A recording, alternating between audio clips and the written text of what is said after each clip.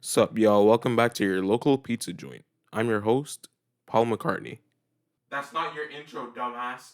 Hello, and welcome to another episode of the Untitled Podcast. In this episode, I'll be speaking with Jake Joseph, aka A Bucket of Jake. His new album, Preparing Myself to Deal with a Miracle, comes out October 4th. His first single for the album, Metalhead, is out on all streaming platforms. Go check it out if you haven't.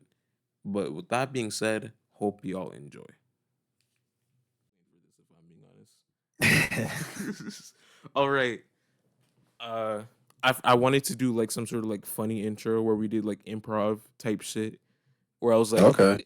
all right, I guess we can just do that. So, um, I'm just starting. So it's like, all right, who the fuck do we have next? Like, I don't. Who, a bucket of You Jake. talk you talking to me? Yeah. Oh, that was like a kind of a Wait. rude way to Wait. This uh is fuck.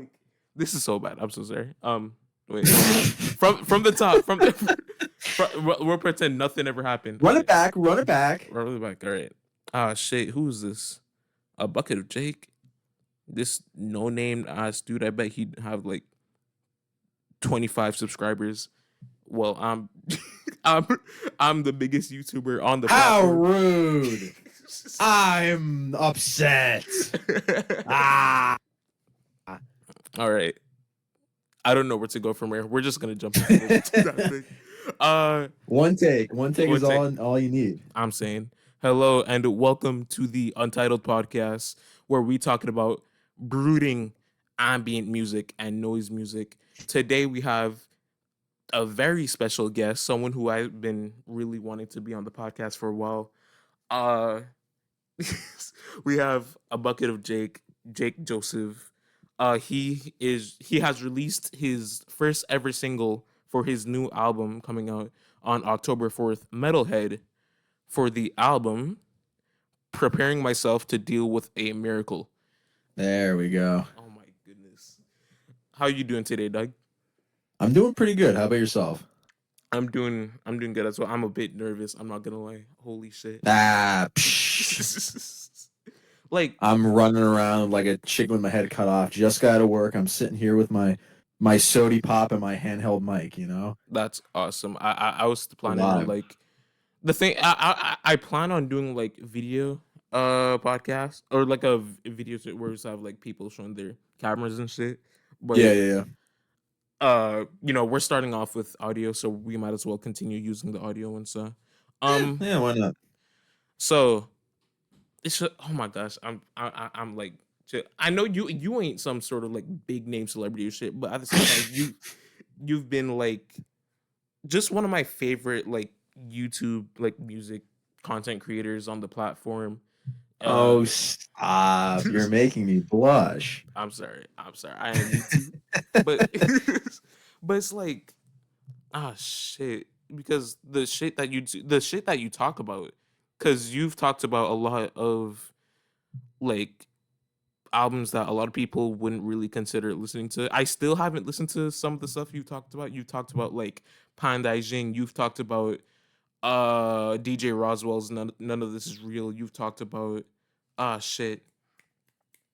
I oh fuck. I've listened to Wicked City by Jockstrap because of you, and like a lot of the Ooh, other music that we've talked that's about crazy you recently. say that. I'm on my record player. The album I have is I Love You, Jennifer B. Like I'm staring at that. That's crazy that you brought up Jockstrap. Like I'm looking at that vinyl record as we're doing this. So it's like, that's Yeah, crazy. that's awesome. And after listening to Injury Reserve's discography, I was like, I'm definitely gonna watch your videos on them because, I am now like a very big fan of Injury Reserve after I've listened to them because I was like, which album should I start with? And then I was talking to like Jackson on his server, and he talked about him or some other people was like, oh, Live from the Dentist Office, listened to it, loved it, and continued on with the discography. It's like, oh my goodness, I love these Injury guys. Reserve is such a fantastic case. Like going from like where you started live at the dentist office, like you almost need a walkthrough to get from there to By Storm. Like I'm it's saying. literally insane how those two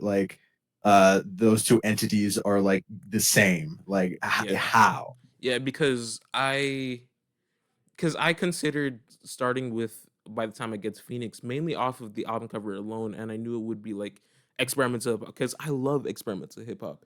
I'm not Mhm. no big dude who would recommend you some sort of underground obscure ass experimental hip hop from the early 2000s or shit like that. But at the same time, you know, by the time I get to Phoenix, that's been one of my favorite albums I've ever listened to. I don't think I've listened to it as much as uh, their self-titled nowadays, but at the same Mhm. time, I love by the time I get to Phoenix so much. And It's I crazy. think it's totally fair. I think that their self-titled has more like traditional like hit songs, like not hits, like they're not charting on Billboard or anything, Yeah, but they have more traditional songs that you could sit down and listen to. Whereas, the way I treat By the Time I Get to Phoenix, it's like I'm watching a movie. yeah, Like for I sure. crack open my copy, I put on my record player, and I just kind of lay back and I'm like, all right, here we go. I'm bracing Yeah, myself. I'm like, let's do it. And then I hear for the sure. boom, boom, boom, boom, boom, boom Like outside. OG Oh, once told me, tie a yeah. rope around Tie a his rope neck. around his neck. Ah, God, that album's so fucking good. It really fucking is, dog. Like the amount of times I've heard bits of it was like, oh my goodness, I need to re-listen to it again. It's so fucking good. But It's yeah, fantastic. all right. So I had an original like intro planned where it's like, so we have a bucket of Jake, music content creator, musician, graphic designer, visual art Mm. appreciator, madman from the from the I institute like out. I like visual art appreciator. That one's pretty funny. I like Yeah, that. because like you're Visual art appreciator. yeah, you're the only one who I know kind of talk about artwork like that, and I myself Hmm. am someone who really wants to do a lot more graphic design because I myself I wouldn't say I'm that bad, but I think the creative process of it is the only like reason as to why, and like going through Pinterest and all that just to find like the right photos, like all right, this is what I got to do, and then don't know how to do it. Oh, people sleep on Pinterest. I love Pinterest. Like I'm Yeah, on it. Pinterest is awesome. I'm on it more than like regular social media in like some cases. Like I'll just be sitting scrolling. I'm like, let's get some inspiration. Like what are some cool design trends that are going on? And like I said in videos that I found albums that I love because of Pinterest. Like Yeah. that's Harakiri by SD Leica. I found it Oh because I was scrolling on Pinterest and I yeah. was like, wow, this album cover is crazy. And then, the rest is history. Yeah. Oh shit. Before hopping on, I wanted to listen to that along with the Ape of Naples, but unfortunately I still haven't got the Mm, chance. But hopefully I'll listen to those two soon. I've heard the unfortunate news about SD Leica. May he SD rest in Leica, peace. yeah, no, very very sad. When I had a bunch of people messaging me when that news became public, and it was just like a really sad state. I just re-listened to That's Harakiri, and Yeah. then just yeah, so rest in peace, to SD Leica, absolutely. Rest in peace. I hope to get to that record as soon as possible. But yeah, we're just gonna jump into some of the questions I've had for you, and Sweet. it's not a lot. So after these ones, we'll just get into the casual conversation about music and other things like I don't know, fast food restaurants, like we did the Uh, last episode. was that Luke? Yeah. Ah, that fucking nerd. All You can right. tell him I said it too.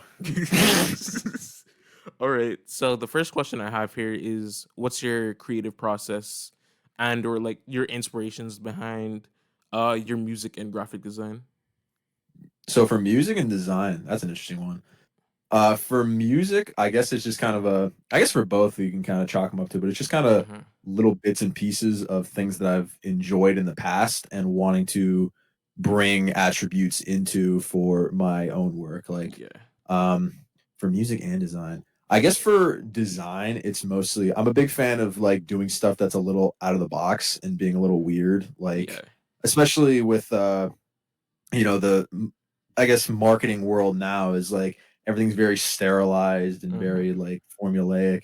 I like when companies go like a little wild, or art in general becomes more weird and experimental to the point where you're almost forced to look at it because it's just so crazy. You're looking at this thing, you're just like, oh damn, like there's no way a boardroom exec was just like, yeah, run that. And Yeah. that's the stuff I love. That's my favorite stuff. So when I see companies or individuals going a little more out there with their specifically design work, Uh-huh. that's the stuff that I see. I'm like, okay, I want to take this feeling that this thing gave me and kind of figure out a way to do it myself. Yeah. The, there's something about what you just said, because like a lot of the like album covers that comes out from like mainstream. Now, I'm not someone who listens to a lot of like mainstream music nowadays, but Hmm. the amount of album covers, even like Sabrina and Carpenter has some sort of like album cover where it's like a kiss on her shoulder or something while she's looking at the back of the camera. It's Hmm. like, like a lot of covers in the mainstream are just either boring or just flat out just either stupid or just like weird. It's like what, and not Very weird in a good dull. way. Yeah, and just I love the more like experimental approach a lot of people have when it comes to a lot of their artworks and like album covers. I think I don't listen to Party Next Door, but for his most recent album, from what I remember, it's literally That album cover is uh crazy. I know it exactly what you're is. talking about. That is a crazy thing to be like, yeah, put that on the front of my album. Yeah, What? I'm not gonna say what it is, nor am I gonna put it It, on the it's screen. it's insane. It It's literally just insane. it really truly is, but it's like, what are niggas doing nowadays? It's like, what the fuck? That's like all I gotta say, right? And just kind of comparing them to a lot of like underground releases. Like, look at again, look at By the Time I Get to Phoenix. Look at Hiding Places by Billy Woods. Even if that is just a photo, it's a magnificent photo. If I do say so myself, it's just like, Yeah, holy shit. it's someone was explaining to me. I think it was one of my buddies that like he's a big fan of like pop music, like loves mainstream music, Yeah. and he had actually a fantastic point. And I was like, huh, I actually never really thought about it like that. But Mm-hmm. it's like all the mainstream pop people, they sell their album, which by go like the album cover is Mm-hmm. them. It's their face. They are the brand that's selling the album. Yeah. Whereas the underground experimental artists, they don't have that luxury. Whether being like the name value of a Sabrina Carpenter or like even like stuff like that, so they can't just put a picture of their face and just be like, well, people know me, they'll listen to me. They have to go a little more out of the box. They have to try and actually get people intrigued without Exactly. just a face or a boring ass picture. So that's kind of Exactly. why the underground is inherently more creative, because it's by necessity. Exactly. It's just like it's it's just sad, especially coming from someone who, loves visual art. Like that's like the main reason. Like, everyone looks at the album covers and be like, "Oh, I really want to listen to that." And but for people who do art, I feel like it definitely hits them a lot more. So when looking at your visual stuff as well, it was just like, oh my goodness, like this shit looks awesome. I better be awesome too. And it is awesome indeed. Even if at some points it will sound nothing like the cover, you'd still be like, oh man, this is actually sick. And I know one album that you don't like in particular, but you still have the vinyl for it because the album cover is awesome, is Hyper Magic Mountain by Lightning Bolt. Oh yes. Yeah. I haven't listened to I've listened to Wonderful Rainbow, and I will say that Well, album. well, technically, if we want to get particular, I don't have the album for it. I have the Uh album of Sonic Citadel, which is a mm, different Lightning Bolt album, but the exact same reason. I saw the album cover and I was like, well, I gotta get this. hell yeah, dude. So yeah, it's sick though. Like knowing your whole like oh yeah, your inspiration, that you is there like any specific artist that definitely is like a lot more heavy when it comes to your visual art style for both like music or just your album artwork, or is it just like your own like brain, like, you know what, I'm gonna just do this and shit? Yeah, I can't. I don't think I can point to a single person like visually. It's Mm-hmm. mostly just like kind of a conglomeration of different ideas and people that I think are doing great. Like Yeah. from the top of my head, there's not like really a person that I'm like, oh well, the design style is just like that. But it's people who's like their kind of spirit with design is Yeah. really cool. Like I watched the if you're into visual design and music, there's a documentary on Netflix about Hypnosis, the people who did like all of Pink Floyd's album covers and all Ooh. the like Led Zeppelin. They did a whole documentary on it, and it was like seeing like them kind of explain the same things we're talking about, where it's like, man, band like album covers were so fucking boring. Yeah. How about we do something a little weird? And then they're like, boop, most iconic album cover of all time. Boop, just gonna throw that down for you. Like that type of stuff where I'm like, that's fucking sick. Like I Yeah. don't know if anyone would see any hypnosis inspiration in my work, but I think it's the spirit of it that's just like, you know what, we all think shit is kind of shitty right now, so Yeah. let's do it, or let's make it something cool. Not to compare myself to the Legends of Hypnosis, but like Yeah, of I course. agree, I like their spirit. I like that's what I resonate with artists, where it's like the message behind their stuff, you know. Yeah, a lot of like Pink Floyd's album covers are very interesting as well. And album that I didn't really like as much, but still thought the album cover was very interesting was shit. Wait, I forgot the name of it. Fuck. But basically the album cover of theirs looked like a camel when it wasn't. It was a picture of someone's air underwater, if I remember correctly. Someone's hair underwater. Yeah, hold You're on. stumping me. I'm stumped. No, I'm looking for it right now. Metal, Right metal. here. It's metal from 1971. Yeah. Ah, shit. 1971. I'm gonna see if I can Yeah. clog my memory here, M or jog E. my memory. Yeah. Meddle. Meddle. Yeah. Oh, what? Yeah.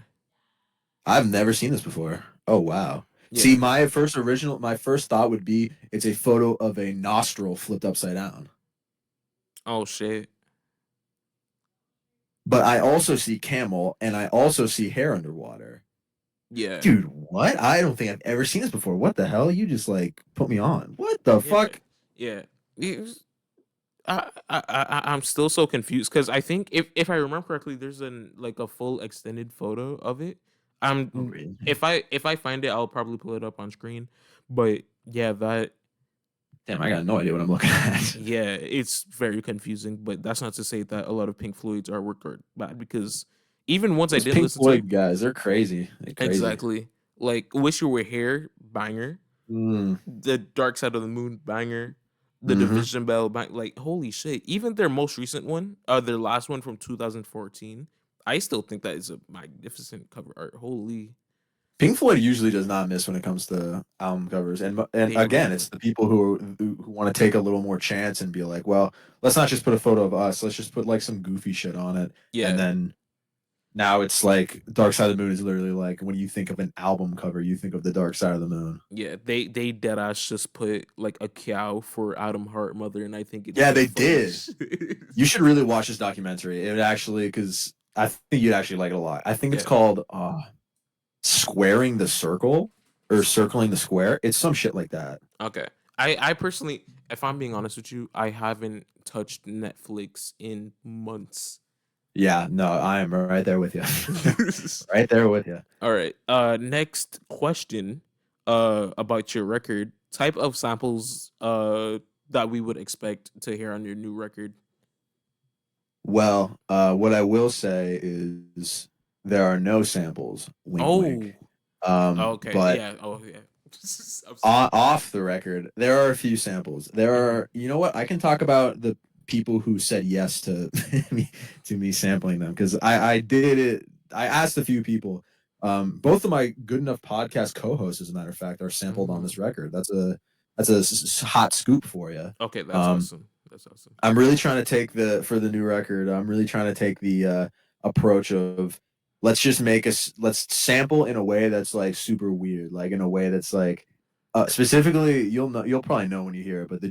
Jackson sample is literally like, yo, what? Like what? How the fuck did that happen? How did you make that work? But like I tried my darndest. That's awesome, dude. Yeah, Yeah, that's it's pretty sick. that is actually very interesting to just sample like podcast hosts and it's like what the fuck.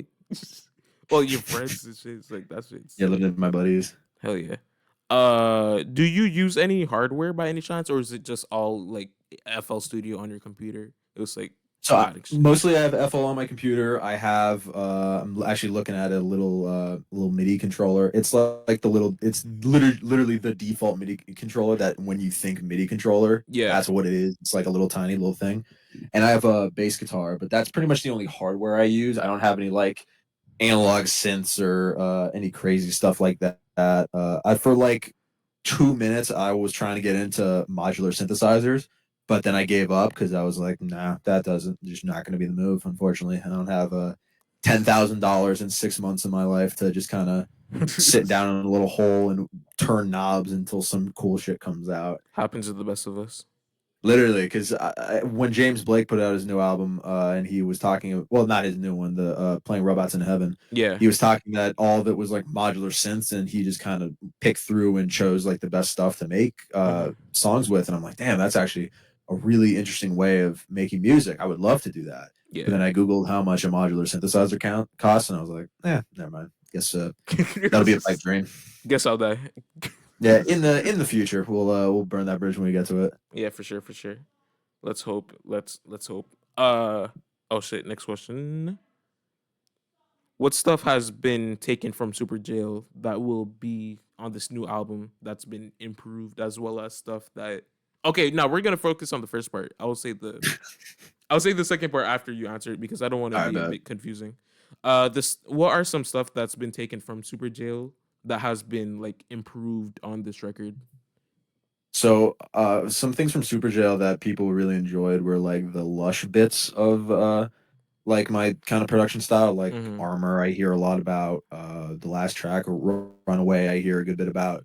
So I took that kind of that compliment and ran with it. Yeah, So there's a lot more lush instrumentation on this, like a lot of lush sample work, yeah. and it's not as minimal as Super Jail. A big thing that people were pointing to with Super Jail was how like it felt like very MIDI, like it was very like digital, which Mm-hmm. isn't necessarily a bad thing. But for me, I saw where they were coming from, and I thought, all right, let's how about we flip that on its head and let's go like very lush, very sample heavy, and very like you know more weirder, I guess. That's awesome. That's awesome, Doug. And as for the second part, stuff that you couldn't bother bringing to this new record that you heard from Super Jail was like, nah, I don't think I'm gonna bring it. Uh, Probably the I can almost re-listen to Super Jail and just Mm-hmm. be like, oh man, this kid just figured out what like serum is. He just figured that out. So like I'm glad I'm not bringing my amateurness, I guess. I like to think that I've been crafting and getting better over the years. So Yeah, hopefully I don't bring the vibe of like, oh man, this kid just learned how to use FL. So like that's what I'm hoping I pull through with. that's awesome. Plans on releasing any like physicals for this album and or Super Jail? As a matter of fact, I am holding in my hand, I'm physically holding in my hand the CDs to prepare myself to deal with the miracle. I got them in yesterday, as a matter of fact, and I That's will it. be selling them probably around, actually, I haven't really officially decided, probably around the time that the record goes out. Mm-hmm. Maybe even a little earlier. Who knows? If someone really wants to listen to it, they could pick it up and listen to it like a few days earlier from the CD version. Let's go. That's Like, watch, I'll fucking smack the mic with the CD. awesome. Oh wow, I can see the visuals already. That's awesome. Thanks. Yeah, literally, bro. Transmitted from the microphone to your noodle. Oh my gosh, this is what Elon Musk was talking about. No, I'm sorry. The neural link. Finally, it worked. Watch someone send a zip bomb to someone's Neuralink. That'd be awesome. Oh shit. Okay, so something that interested me, if that's it, that was intrigued about was you only put out 2 videos for this series, and that is making music in a specific genre to prove that it's easy. You made one on noise Yeah. music and you made one on vaporwave. Now, this Mhm. isn't me saying, "Oh, you fucking dweeb, why did you do this?" type shit. It's like this is not me saying this in the slightest. I actually kind of do see where you're coming from, especially I myself, I'm not someone who say, "Oh, this is easy." Then it's got to be like shit music or anything. It's not that. It's more so just like from when I was trying to make music, shitty noise music, shitty like plunderpotting shit. Yeah. It was definitely very like rudimentary when it comes to like trying to producing it, and then at some point I was just like, this isn't. I don't think it's gonna be good. But it's like I'd say I did something. That's what I'm saying. But this is Yeah. me just saying, or if like I almost like forgot for a bit, but I'm just kind of saying, would you kind of go back to like the vaporwave one and kind of make something a lot more maximalist instead of just kind of rudimentary or something that's minimalistic? Like look at Destiny Shroud as an example.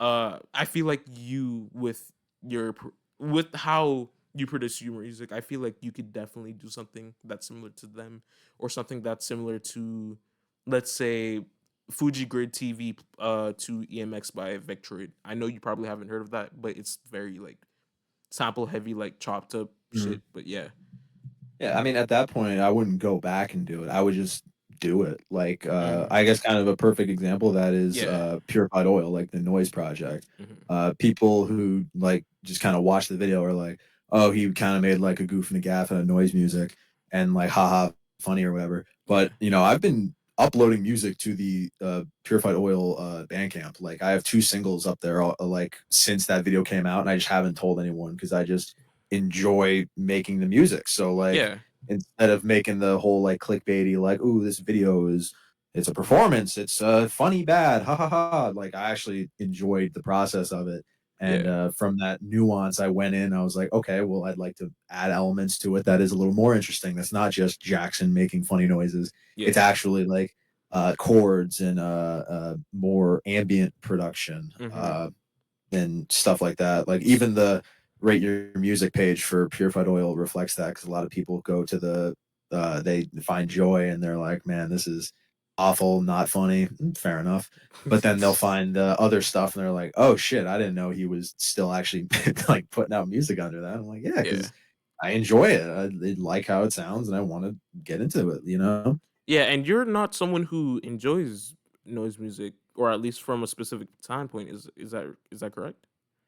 Yeah, harsh noise wall music, I guess, is not Ah, really my thing, mm-hmm. but that's kind of from Purified Oil. Like the Joy was a noise album, like a harsh noise album, and Yeah. then as more stuff has come out, like the two other songs that I'm actually forgetting right now, Ah, they are more like the kind of noise music I enjoy, where it's like it has harsh noise elements to it, but it's progressive, it's building on itself, it has ambient elements to it, it has like stuff like that.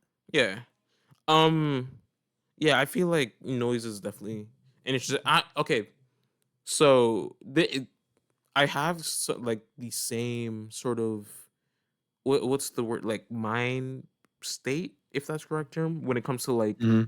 some like very experimental music genres, right? When it comes to both noise music or harsh noise specifically, and when it comes to free jazz, which I hope we could talk about in this episode, I personally don't enjoy it to the degree where I would kind of sit down and just listen to it on a daily basis, but it's more so just I like it because it shows how much a lot of people can be free and not restrict themselves to a specific type of formula or anything Yeah. like that, right? So Mhm.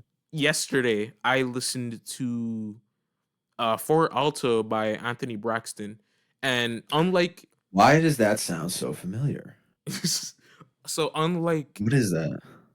so basically, unlike a lot of like other probably more popular free jazz albums like John Coltrane's Ascension or fucking I don't know, John Zorn's Naked City, this album has Anthony Braxton playing saxophone for an hour and 13 minutes by himself. No drums, no bass, no fucking piano, no nothing. It's just him playing Mhm. sax, and he usually just switches uh from more softer tones to a lot more harsher stuff, like even like comparing like the first two tracks alone is like, I get it, right?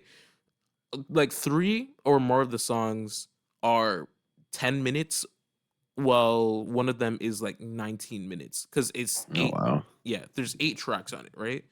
And if we're talking about Anthony Braxton, he's a very prolific jazz musician. I'm talking over hundreds of albums, of studio albums alone, while also having hundreds of fucking live albums as well. So he definitely does interest me a lot, and I would definitely love to listen to him. But if you're someone who's interested in Anthony Braxton but haven't yet listened to him, New York Fall 1974, just go with that as your first one, and probably go 5 pieces afterwards. But yeah.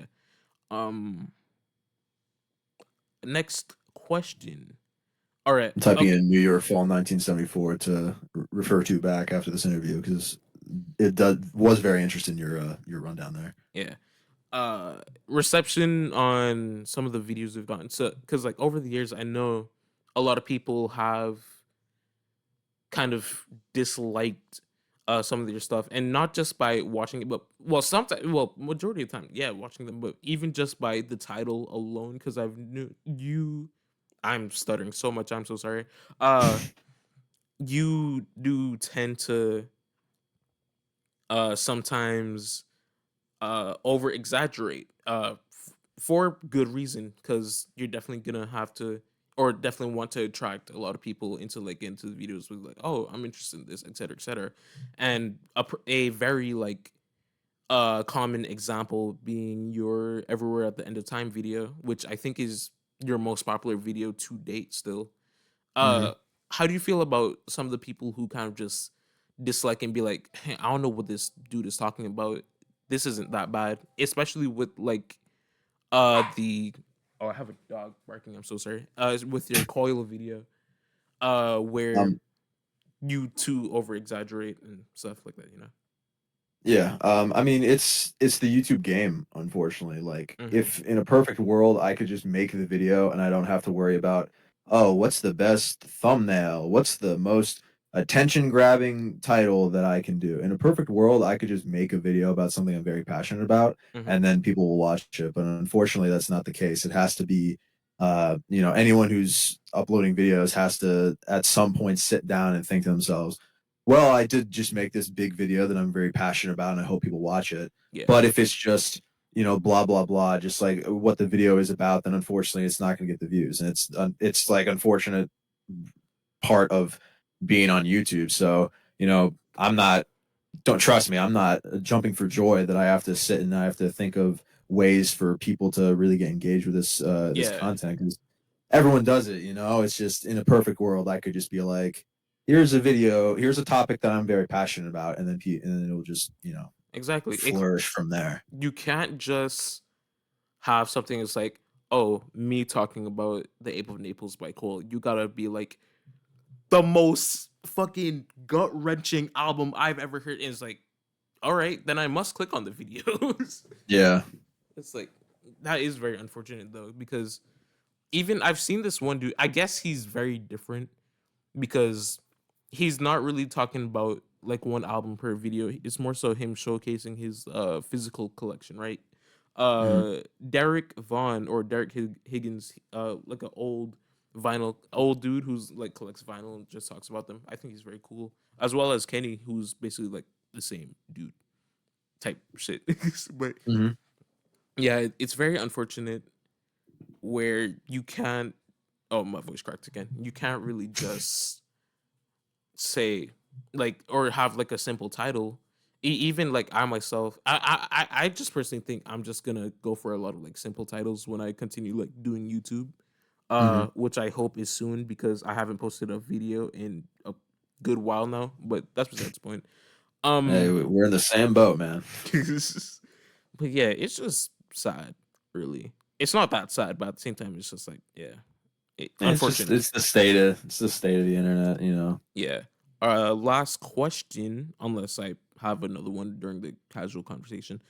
Uh, do you have any plans on collaborating with other people when it comes to your music or for your videos? Because I know you did collaborate or have some features on some of your older work. Like I don't know if this is the album name or just a song, but I think it was Operator Operator, right? Yeah, yeah, that was the song. Okay. Yeah, I still talk with that guy a lot actually. Paul, he's very nice, and That's we've sick. we've had discussions about like working. But the reason I had so many samples, like so many features on my old stuff, is because I felt like I needed a vocal presence that Mm-hmm. I couldn't give for my stuff. Yeah. But now that I kind of figured out the whole like electronic music kind of thing, I feel like I don't need as many features. But again, there's always conversations with people. I've in the back of my head, I've had conversations with people, other music YouTubers who make music. I'll say that Yeah, for sure. being like, oh, like, we should work on something or blah blah blah. Hmm. And when it comes to other people in my videos, I love collaborating with people. I had a video. The reason this new video is taking so long to come out is because I had a video pretty much done, but Yeah. I just decided to scrap it. And I did have a cameo from a YouTuber, Bluster, who's actually kind of popping off right now. Yeah. Good for him. He's the Shout out the Bluster. genrephobic guy. Yeah, he's the genrephobic guy Yeah. that's actually carving a nice I niche for himself on YouTube. I'm gonna try and get him on the podcast if I'm being honest. I actually Oh, yeah, he's really do. great. I had Yeah. him. Released it on my Patreon as like a little, essentially like a 7-minute interview with him. Hmm. But he was supposed to be in that video, but it got scrapped. But for future collaborations, I would love to.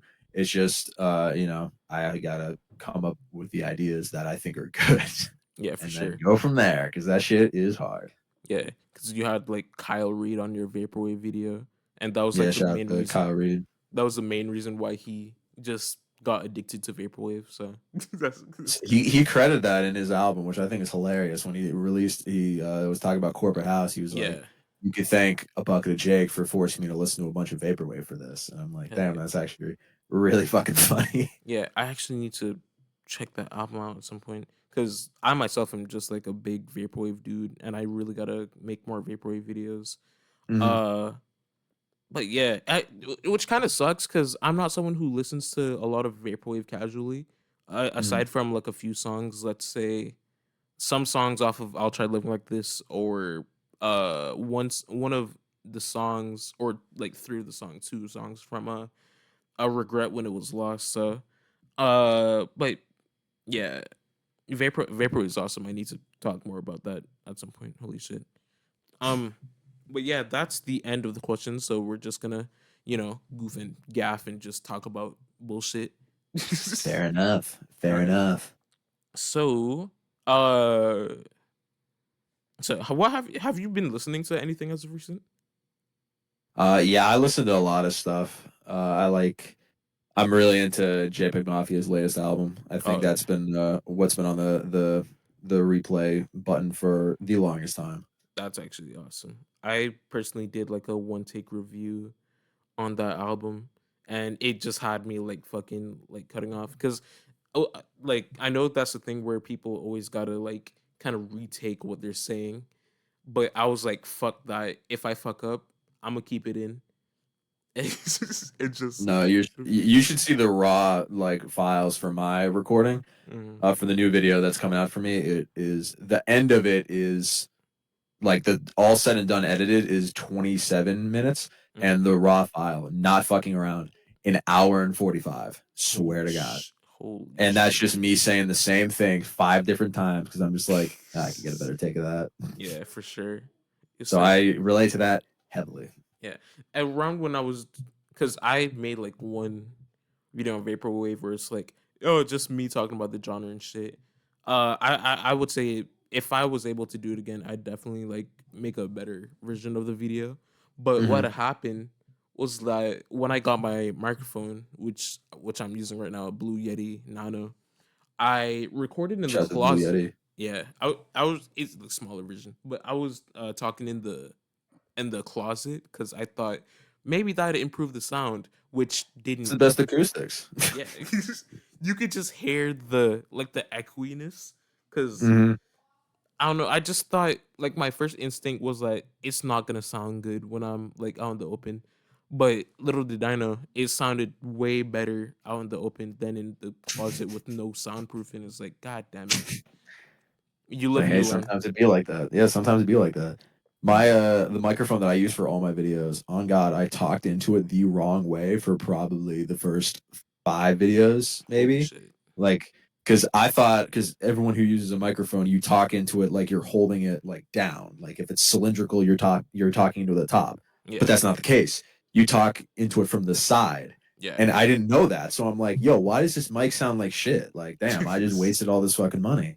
Yeah. But then I look very closely one day, and then it says front on the side, and I'm like, yo, get the fuck out of here. Have I been doing it wrong this whole time?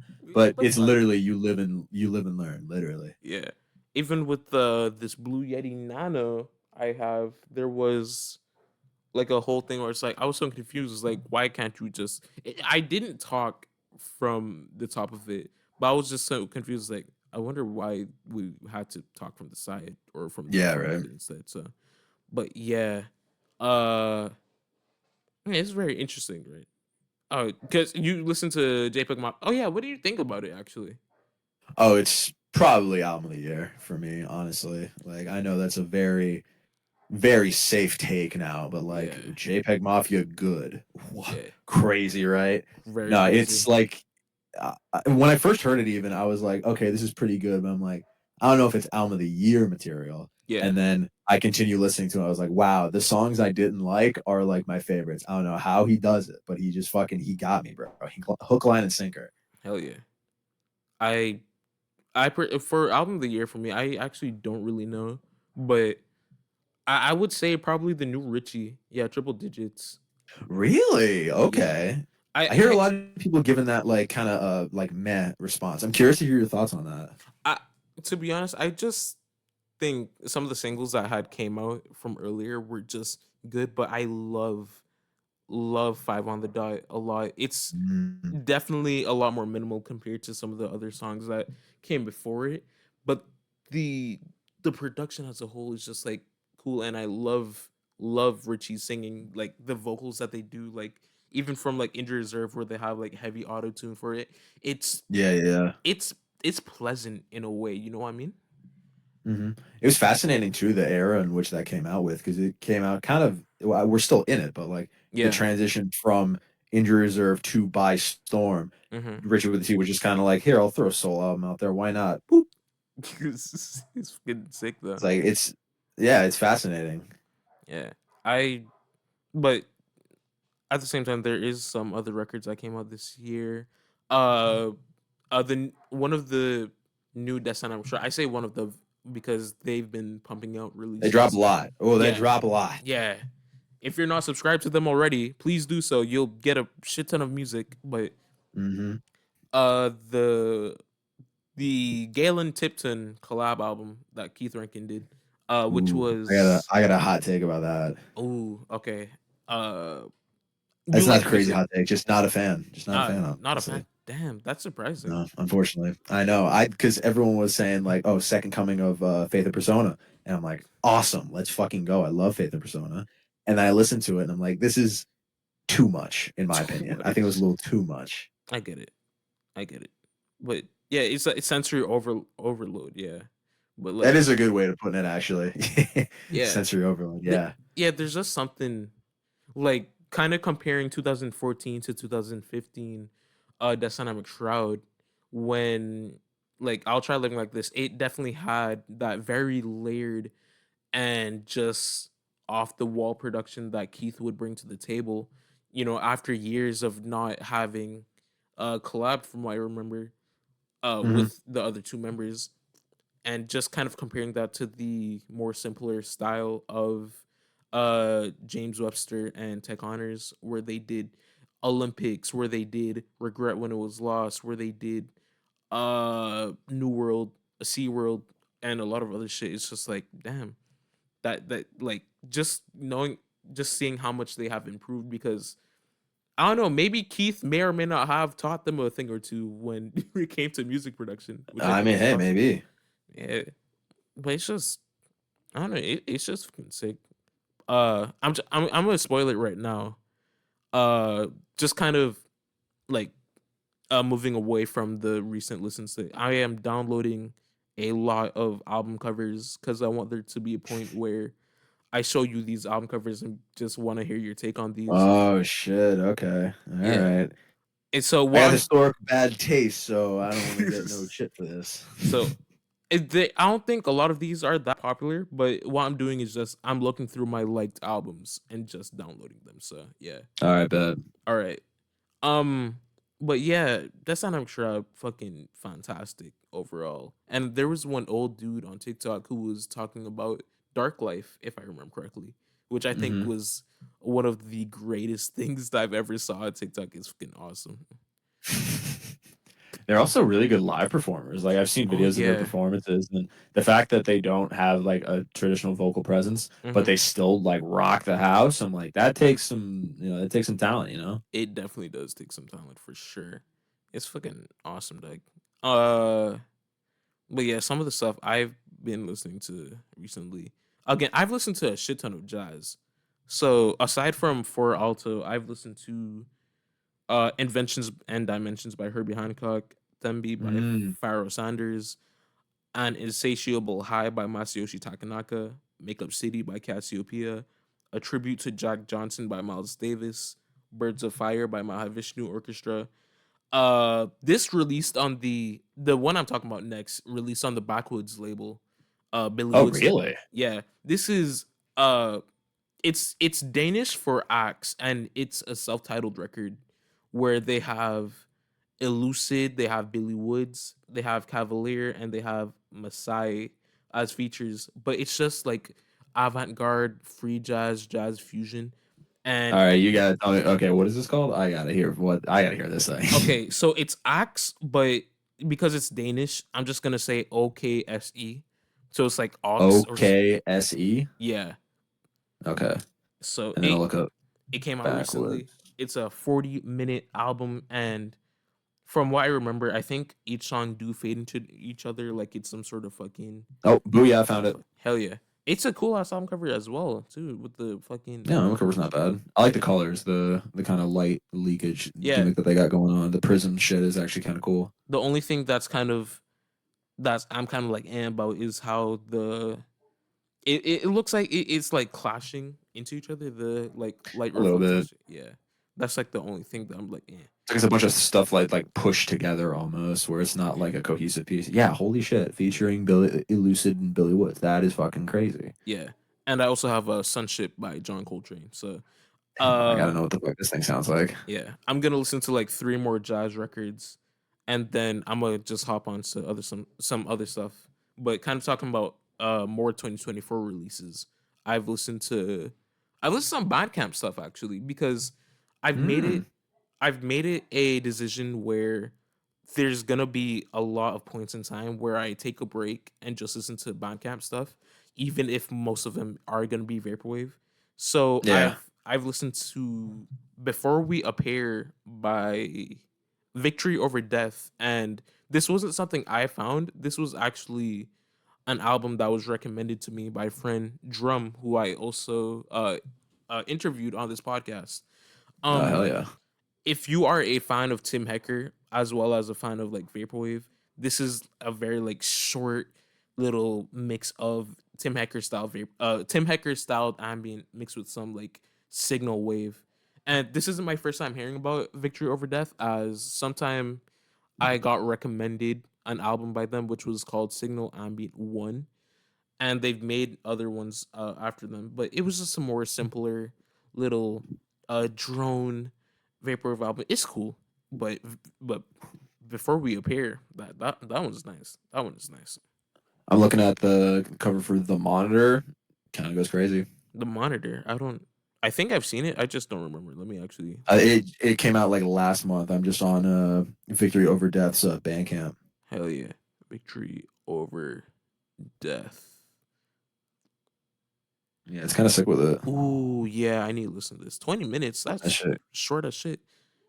19 Yo, songs. damn, that's 19 tracks. Holy shit. 20 minutes. Googly moogly. All right. That's what I'm Couple saying. 10-second tracks on here. All right. Yeah. I've also talked Cool. about this in the last interview. It's not an interview podcast. Episode. I've binged King Gizzard and the Lizard Wizard. Oh, Luke must have loved that. He Yeah. must have loved that fact. Luke loves King Giz. I'm pretty sure he just went to go see them actually live, like That's awesome. fairly recently. Yeah. Uh I I said I was gonna make a video on them. Lo and behold, I still haven't made a video on them, or any video as a matter of fact. But yeah. That or any videos, matter of fact. Oh, who would have thought, right? But yeah, King Gizzard's fucking awesome. And their newest one, Flight B741, a mix of their like boogie rock sound that they've had since like Fishing for Fishies. It's fucking it's fun. It's a So, fun record. Luke keeps bullying me. He's like, man, specifically me and Jackson. He's like, man, both you guys hate the King Gizzard, and I'm like, no, that's not true. I enjoy Fishing for Fishies. That's my favorite King Giz album. I have it on vinyl, as a matter of fact. I think I That's have a the gold vinyl or whatever for it, like a gold stamp or whatever the fuck. But like, yeah. I'm not taking no slander. I enjoy King Gizzard, and the fact that you mentioned Fishing for Fishies on their latest album Hmm. might get me to listen to it. Honestly, Yeah, I wouldn't say it's very very similar, but you could definitely hear the boogie rock and like country twang the album has for sure. Like if there was an album that I'd say is country that I actually enjoy, it'd be this one, even if it's not that country inspired. All that shit, it's good though. facts, facts, Uh, facts. Speaking of that episode, there's actually something that actually quite surprised me a bit. I think I think Luke said you liked Redburns more than Standing on the Corner self-titled, from what I remember. I believe so. Yeah. Yeah, I was so like, damn, and like, Damn. like that hurt. Oh, this changed my view on a bucket of Jake. In in fairness, I believe I forget. I think it was. I don't remember. I think one of them we listened to for like a patron review, like Yeah, an party, yeah, which is not how you listen to an album. I highly recommend if this is your first time ever listening to an album, do not get microphones and try and be funny when you listen to it because it's not gonna be good. It's not a good first listening experience. So that's where I stand on that. yeah. I myself don't really do listening parties unless we listen to the album off of a call. But even Yeah, that I still don't do listening parties, so it's like damn. I mean, usually the only time I do it is when we do it for the Good Enough podcast, which we actually haven't done in a little bit. I Yeah, actually should probably get on that. I'm gonna put that in my mental note. yeah, But those ones, when I try to recommend, are not albums that I've never heard before and I want to actually listen to. yeah, It's albums that like we've heard a million times and we're just like gonna essentially riff over them, like fucking Veteran by JPEG Mafia or Iridescence by that's Brockhampton, like shit that I've heard a million times before. So it's not like mhm, ooh, I better pay attention to the lyrical like intricacies here. I yeah, just say like dick and ball jokes and then just worry about like whatever for later. sure. I'm not someone who really look into lyrics all that much. I think it's mainly just instrumentals or the instrumentation. Not to say that I don't listen to the lyrics. It's not like I'm filtering out fucking like what they're saying shit. I'm listening to what they're saying, but as someone who Mm-hmm. really decipher, like I'm the fucking like dissect podcast dude. I'm not that type of dude. I'm not No, that type I of dude. totally see where you're coming from for sure. Like I self admit where like I think if I were to rank lyrics and instrumental, I think instrumental wins always. Yeah, But after I listen to an instrumental and I'm like, or I listen to a song, I'm like, damn, this is incredible. That's when I go deeper into lyrics and be like, all right, I already like this song. Let's like it on another level and figure out the like intricacies behind what this person's saying yeah, about the music. That's kind of where I stand about the whole thing. yeah, yeah. I just think you know it's. I personally I feel like if there was like some sort of like spoken word record or something like that. Let's say, ah shit, I can't make this out, but like if there's just one some sort of like experimental spoken word record where it's like someone speaking over drones like poetry, maybe, Hmm. maybe. Hmm. But it's just like I'm not really someone because I feel like a lot of the music I've listened to are probably I'm probably over exaggerating, but it's probably just hard to decipher at points. Yeah. So I'm not really someone who's trying to listen to like abstract shit, like look at the fucking Fibonacci sequence type shit, like it's a Tool album. Yeah. But yeah, that's it's good though. Shout out to people who do really like decipher music though. It's fucking Yeah, for sick. sure. Uh, but yeah, but like if it comes to like instrumental stuff, I like again a lot of the jazz I've listened to. Yeah, I'm just gonna be focusing on the stuff like that. Even then, it's like I feel like my attention span is questionable at times, where it's just like, damn, it's just I'd be scrolling through Discord or like other shit while listening to this record, and there'd be times it's like, man, I really gotta re-listen to this again because I can't just like listen to this. Nah, for sure. Yeah, Especially like if you're just catch yourself like scrolling, you're like, damn, I actually don't even remember what that last song was. exactly. That's why I really like listening to albums when I go on bike rides because Mm-hmm. bike rides are like I'm not like I'm distracted obviously because I'm riding a bike, but it's not like, ooh, I gotta reply to this email or like blah blah blah. It's literally just like I get to cruise and I get to listen to an album from front to back. You get Yeah, my pretty much full undivided attention. for sure, for sure. But yeah, instrumental albums are cool. I have a friend on a separate Discord. Uh she herself don't really like a lot of beat tapes or kind of like what had happened, right?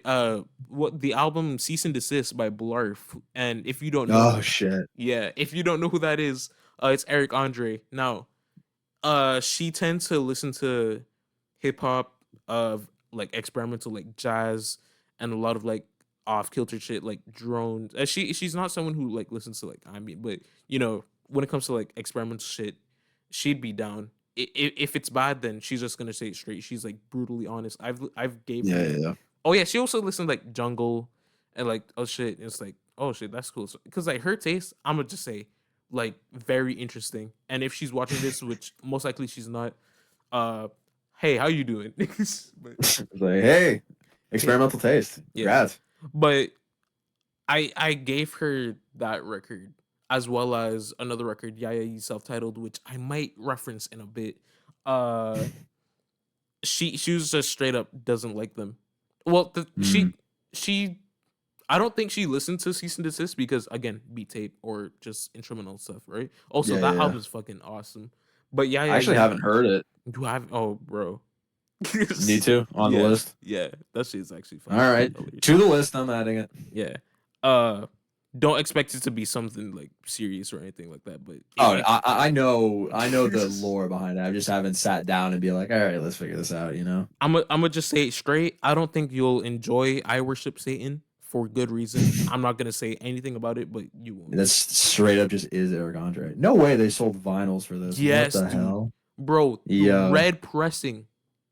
yeah, that's crazy. That shit must go for a bag right now. Oh my Yeah, god. yeah. I don't collect vinyl a lot, which I want to. Uh, I fair, fair, fair. I don't think I've mentioned this a lot. Okay, that's probably like I have, but I only have two pieces of physicals, right? Hmm. I have Kind of Blue by Miles Davis. That was my first record I ever bought. And I have 808s and Heartbreak by Kanye West because my Hmm. mom went CD shopping, and then my sister was like, "Oh, this is the album that has the song that my little brother loved, and it was Heartless." I danced to that Oh shit that shit. she was playing. Okay. But then 808s and Heartbreak, good album. And just to see them bring it was like, oh shit, yeah, thanks. This is mine now. I think it's nice if you like having a large collection is cool or whatever. Yeah, But if you have a smaller, like more like tight collection where you're like, oh, I have like a story behind every single one of these. I yeah, almost think that means more than just being like, I'm just gonna fucking Amazon this to my house. Like yeah, the fact that you have stories like that, I think that means more in the long run. yeah.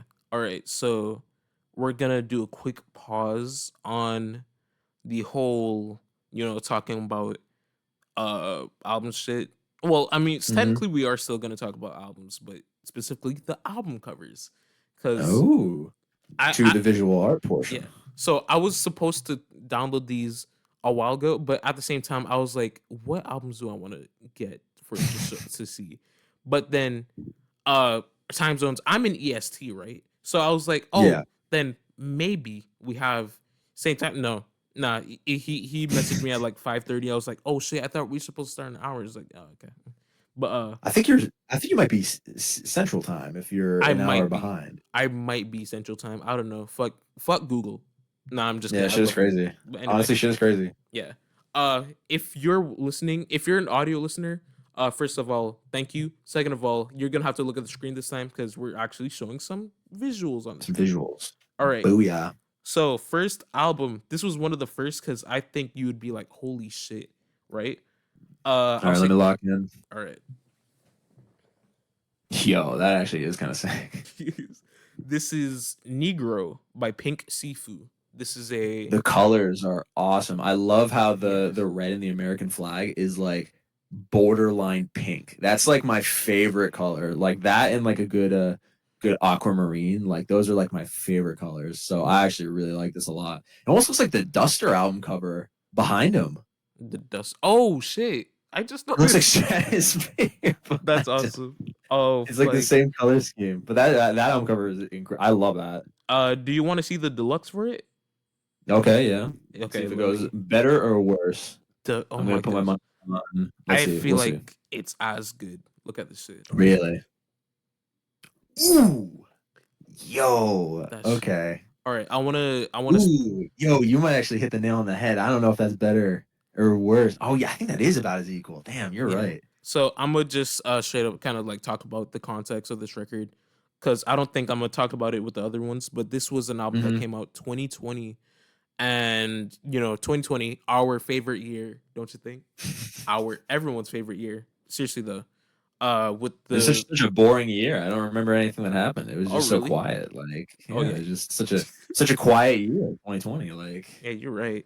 But all jokes aside, though, with the killing of George Floyd, it fucking sucked. So Pink also, just to be Seafood. clear, I was talking about COVID, not Oh yeah, COVID. police brutality. Just want to be very clear about that. I was not making Yeah, light of that situation. yeah, of course. Yeah.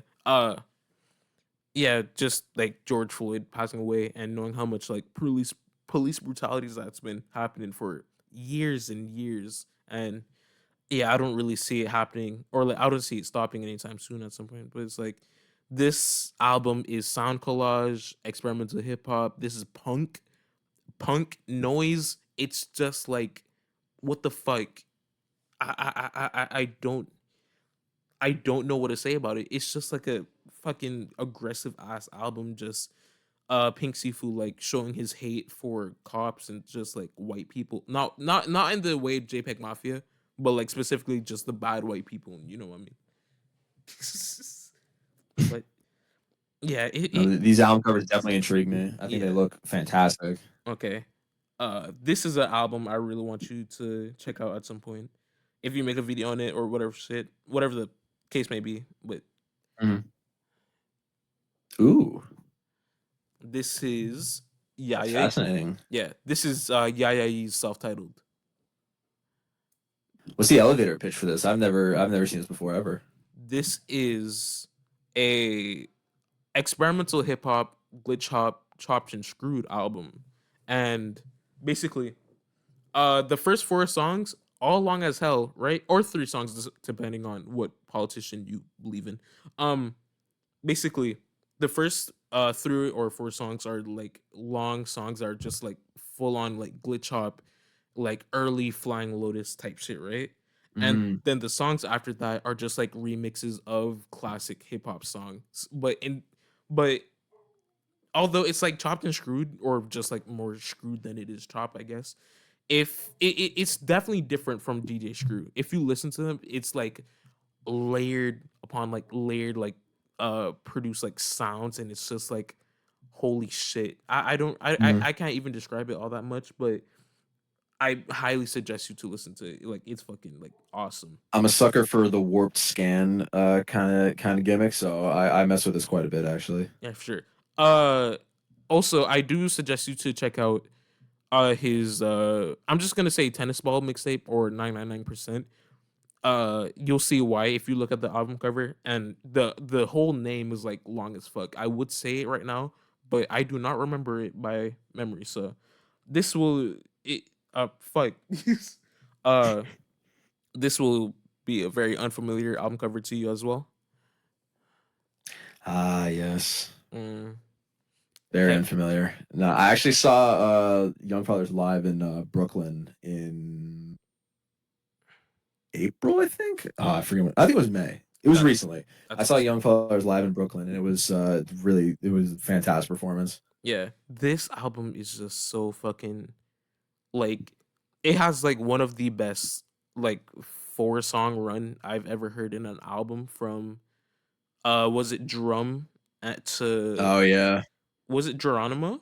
It's been so long since I listened. drum, drum. I think. Oh man, see if I don't have Oh the wait, track wait. list from me.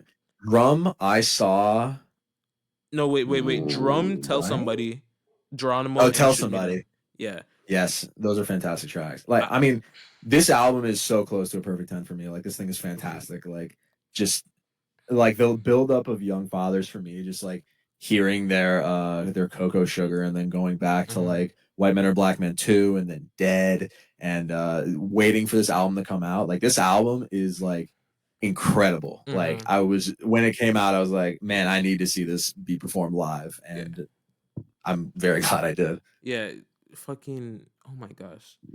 Heavy Heavy was my second Young Fathers album after I've listened to Cocoa Sugar. Mhm. And since then I decided, you know what, I'm gonna listen to tape one. And then a long time after that I listened to tape two. And then not too long after I've listened to Dead. And I loved like every single bit of those albums. I just only have Yeah. White Men Are Black Men too. And that'd be the last one. And Old yeah, Rock and Roll off of that album is insanity. I love that song so much. I can't wait. Oh, But yeah, I've just Young Fathers. Oh, I fucking love them, Doug. no, it's Thank you. fantastic. If you can see them live, I would highly recommend because they are fantastic performers. And don't sit on the balcony like me. I don't know why I thought sitting on the balcony was a good idea. Go into the pit and jump around. I don't know That's what awesome. I was thinking. Uh, thank you for introducing me and a shit ton of others to the band because, bro, like I've been missing out for fucking sure. They're S- fantastic. okay, so the next one is let me not say the name yet. Actually, let me just send it. The reason why I screenshot it is because I was trying to use like Last FM or the FM bot to pull up the album covers, but this it showed Yeah, the yeah, yeah. one without the logo on the shirt. So this is Black Craze, Crack Clouds Over Art's Kitchen. I don't think I've ever seen this cover before. No. All right, so this is another experimental hip hop like witch house album with some of the most craziest like production like ever. Okay, I'm probably just but like it's a good album though.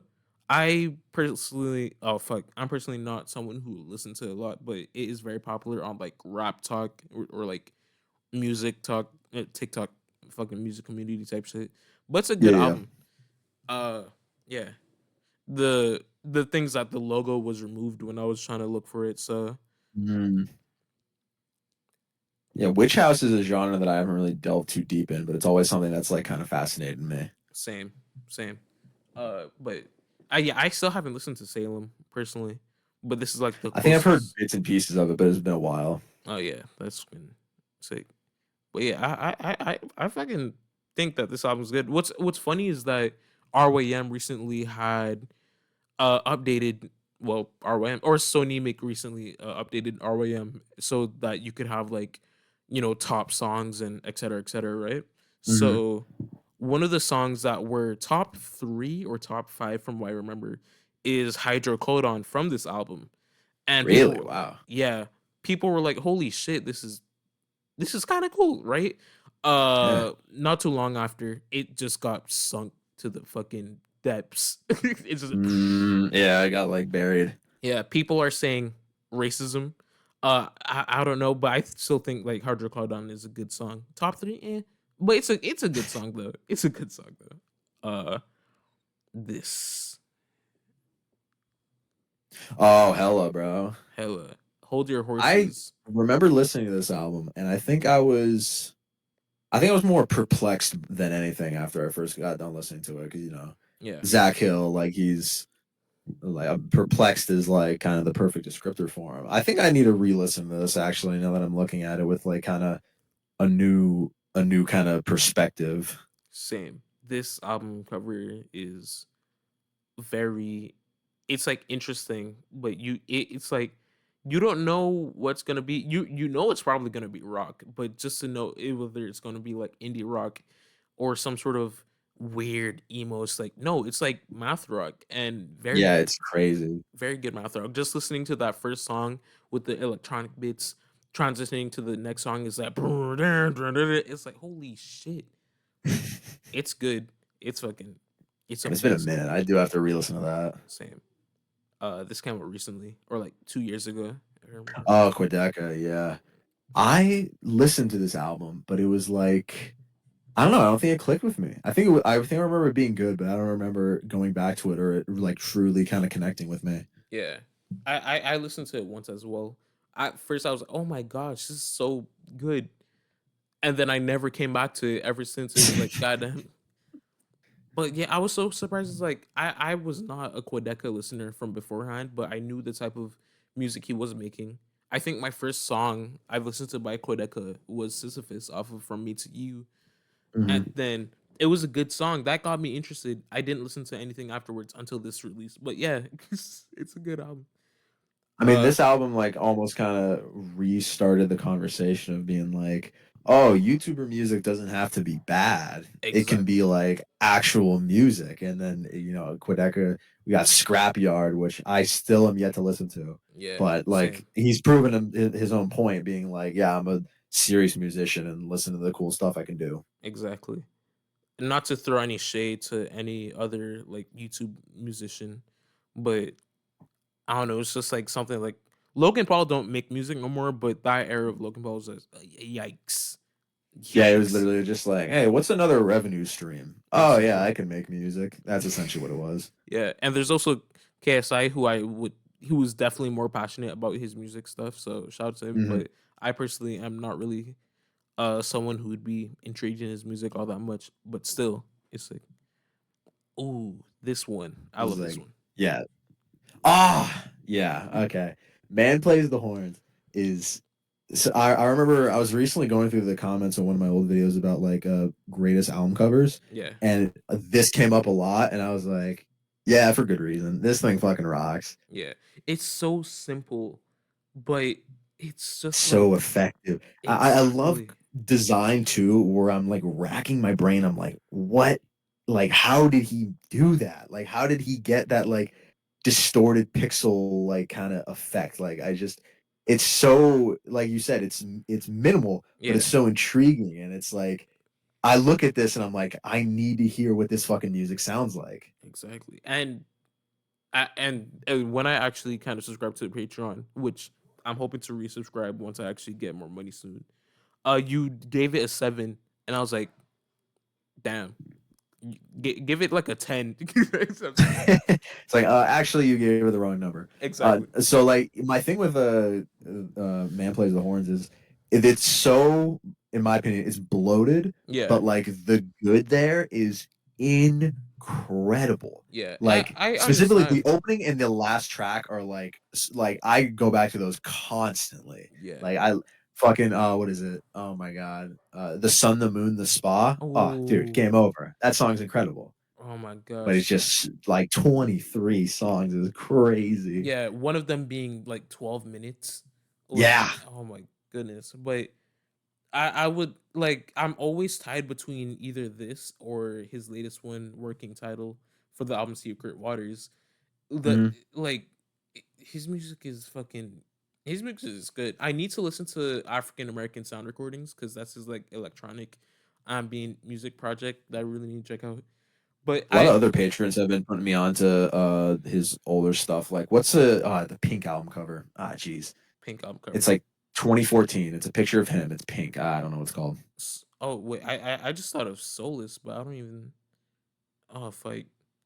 I don't know The what it's called, but it's besides the point. It's like my patrons have been putting me on to Cities of Eve, yeah, and it's actually I'm like I see the hype. I see the hype behind yeah. Cities of Eve. Like I The didn't know that he made that little TikTok song, that little TikTok audio either. yeah, Like cause I was listening to it and I'm like, what? Like why does it sound so familiar? And then I go back, I'm like, oh my god, this is Cities of Eve. What? yeah, dude, I was so like confused as well as like I've gone to him around like 2022 because I was quote unquote peer pressured to listen to this, and then once I listened to it, I was like, yeah, I'm definitely not coming back to it.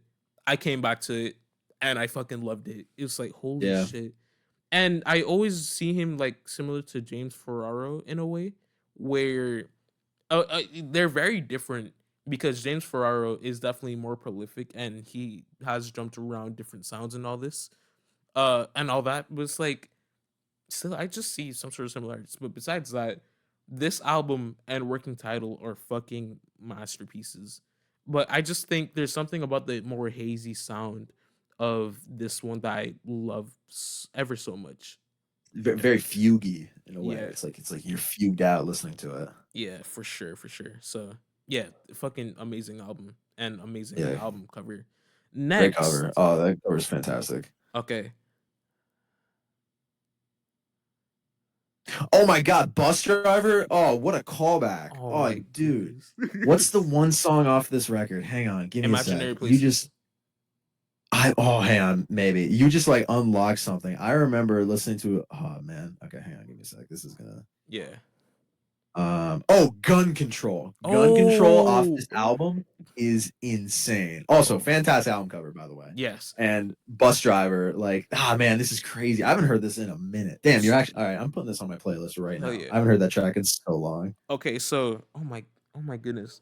I am a very like big Bus Driver fan. I don't listen to him nowadays, but like I always remember it's like, oh my goodness. His music was so fucking good. And it still is. The only things that he released an album that came out last year, Made in Love, but then he kind of deleted it afterwards for some reasons. I'm not really gonna go into that. But besides that, his music is just fucking good. This was like a very like early experimental hip hop album I've listened to, and I loved it so much. The samples, it just oh my gosh. I don't The, even know the like because I don't remember listening to the entire album of Bus Driver, but I don't know why just that song Gun Control came across my desk. I don't even remember, but like that song is just so incredible and it's like so like weird. And I'm yeah, like, this is what we need. We need more weird music. And yeah, that exactly. song's crazy. Yeah, shout out uh 90s early 2000s experimental underground hip hop cuz this is a big like staple. I fucking love this. And his 2014 record Perfect Hair. Oh, oh fuck. Oh my gosh, I need to listen to these again, Doug. Like it's I can't Everything's flooding back. exactly. These are fucking awesome records like shit. I'm surprised no one made it, bro. I'm gonna try if I don't if someone get it before me and they make a video on Bus Driver, shout out to them. But I'm gonna try and like make a video on Bus Driver. I swear to God. Verbal copyright, depending Verbal on when this copyright. gets released. Verbal copyright for that idea. I'm Boom. saying Gotcha. if you, I'm suing you for $10 million. Boom. There you go. Okay. We said it with a microphone. Oh, this is a Lucid, yeah? Yeah, I told Bessie. Yes. This is another one of those examples where it's like it's just a photo, but goddamn, this photo rocks. Like Yeah, the just photo goes crazy. the like was it 80s 90s quality with the purple Yeah. Like little that hey, film hue to it just oh, rocks. is fucking awesome. And I'm not really someone who listens to Lucid, but he's or a Lucid like aside Solo. from yeah, no, wait. Okay, how do I explain it? I don't listen to a lot of Arm& Hammer nor Billy Woods a lot of days, but like Mm. I mainly see myself coming back to two songs from Elucid, and those two songs coming from this album, that being Spelling and Betamax, both amazing songs. Both amazing songs. And Elucid is another very underrated rapper, despite being a part of one of the most well-known underground hip-hop duos, like since I don't fucking know, but it's like it's kind of sad knowing that he definitely has a lot less listeners or a lot less people kind of talking about him, despite Yeah. him being part of Arm& Hammer, and it's just like goddamn. I mean, I'll even put myself in this situation where it's like when I listen to Arm and Hammer, I always be like, man, Billy Woods is crazy. But Yeah. only recently did I be like, no, Elucid is also fucking incredible. Like Yes. all of like, have you heard of Doves? The song Doves off of Arm and Hammer? Yeah. Oh, that like literally opened my eyes. I'm like, damn, I can't believe I've just been hyping on Billy Woods this whole time. Elucid is also incredible, and he has a new album coming out. Album cover, Oh yeah. not Yeah. huge on, but Yeah. the teaser tracks are actually really good, and I'm actually excited to hear this when it comes out in a couple months. Yeah. Yeah. I just wish I maybe make. I doubt it. He's not gonna change the album cover anytime soon, but it would be dope. Nah. But I mean, hey, I mean, Arm and Hammer, the We Buy Diabetic Test Strips is like, I just don't like that cover. It I just looks like a band photo. what? Like, it's just a promotional photo of them sitting. I'm like, you guys could have done something. Because then I look at other Arm and Hammer releases, like Haram, like Around, yeah. the hardest photo maybe taken of all time. Like, it's just like Arm & Hammer is incredible album covers. I was just a little let down with We Buy Diabetic Test Strips personally. I think the album cover is cool, but I get where you're coming from. It's just Yeah, simply fair. just. No, that's fair. I'm so sorry. Holy shit. Hell yeah. I was doing it off mic the entire time, so I'm glad I wasn't the I wasn't the one to break the seal. That's fine, Nick. Self-titled. Oh, clipping. Oh, yeah, of course. Yeah, this album cover does go crazy. It's been a minute since I listened to clipping. As a matter of fact, I did a video for like another podcast where I listened to all of their discography. And while it was like a cool thing, I was like, I think I should go back and give each of those like a real like sit down meditative listen instead of like, all right, let's hot shoe all these. But from that album and clipping in general, like I'm surprised they haven't released anything lately. Like they've been kind of quiet. Yeah. First off, shout out the Cassette Tape Podcast. I haven't. Oh yes, of course, it's Cassette Tape Podcast. Yeah, I should have name dropped them. My goodness, Mickey T. Yeah, Mickey T. I haven't listened to a full episode by them, but I am aware that you also did an episode with them along with the clipping one, so that's sick. Mm-hmm. I'm not someone who listens to podcasts, despite me having a podcast we're doing right now. Yeah, fair. But yeah, clipping fucking amazing. I'm kind of sad. Referencing the server I was talking about from before. With the girl mentioned she doesn't like clipping, nor does a lot of other people from the server. It was like, man, this shit goes hard. I don't know what y'all talking about, but yeah, I mean, death grips are there, and they definitely have a much more raw energy. And knowing that David, like jumping from experimental, noisy, abrasive hip hop to fucking Hamilton, it's like, huh? He's on Elmo. David Diggs is on Elmo. I forgot about that. He's a canon character in Sesame Street. I'm saying, and then he's rapping about a song. He's rapping on a song called "Hot Fuck No Love." This is insane. It's like Rubber Ducky, and it's like, what the fuck? Then the fucking Wriggle EP, like what? Wriggle is so fucking hard. Oh my god! Oh, I love that song. That song is incredible. I need to revisit their discography. I love Pain Every Day and Lansing. I love This Bitch Boss. It came from the neck. Who next? Oh my. Earlier work I haven't touched on too much, but like from like Wriggle and like There Existed Addiction of Blood and Visions of Bodies Being Burned are like those are like fantastic records. I have a bone to pick with the Wriggle EP. And okay. And I'm gonna choose the Tibia. I'm so sorry. Okay, so I am stealing that now. Just heads up, I'm gonna use that from now on. That rocked. I'm giving you permission. It's gonna be the Tibia. Whoever uses that, suing them 10 million. Verbal trademark, verbal copyright. Booyah. All right. But the Wriggle EP, good, right? Good EP. Mm-hmm. I need to revisit it. The change that they've made to the OG Wriggle is very understandable, right? Because they made the deluxe and they was it backup with a Sigmore, but fuck, some features on there, right? Yeah. One of the features on the OG was Antoine, who is known for like collaborating with Lil Ugly Mane and Wookie and probably some other stuff. I'm not a big listener on him, right?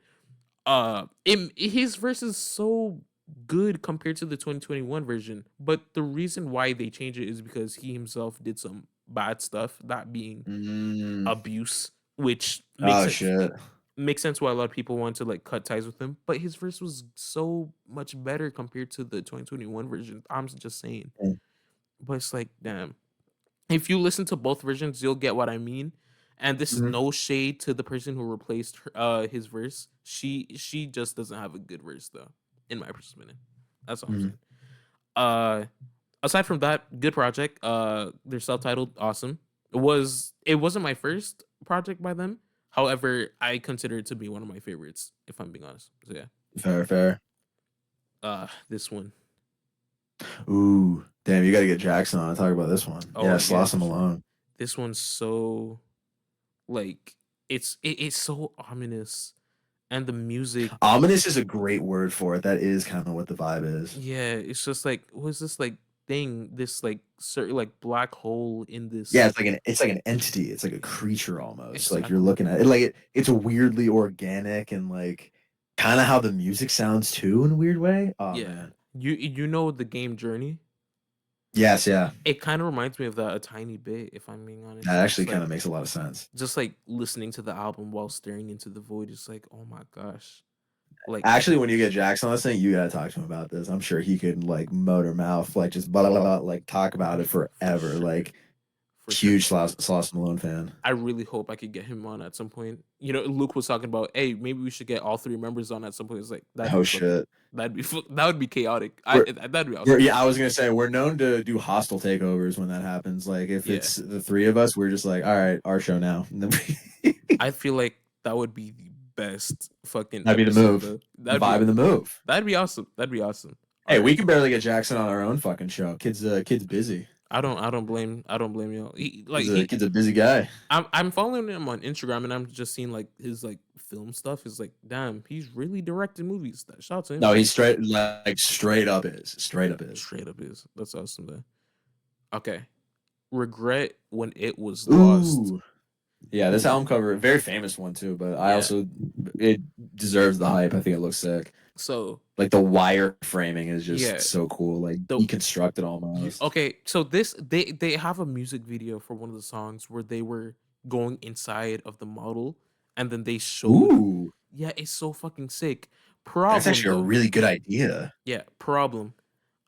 This is lost media.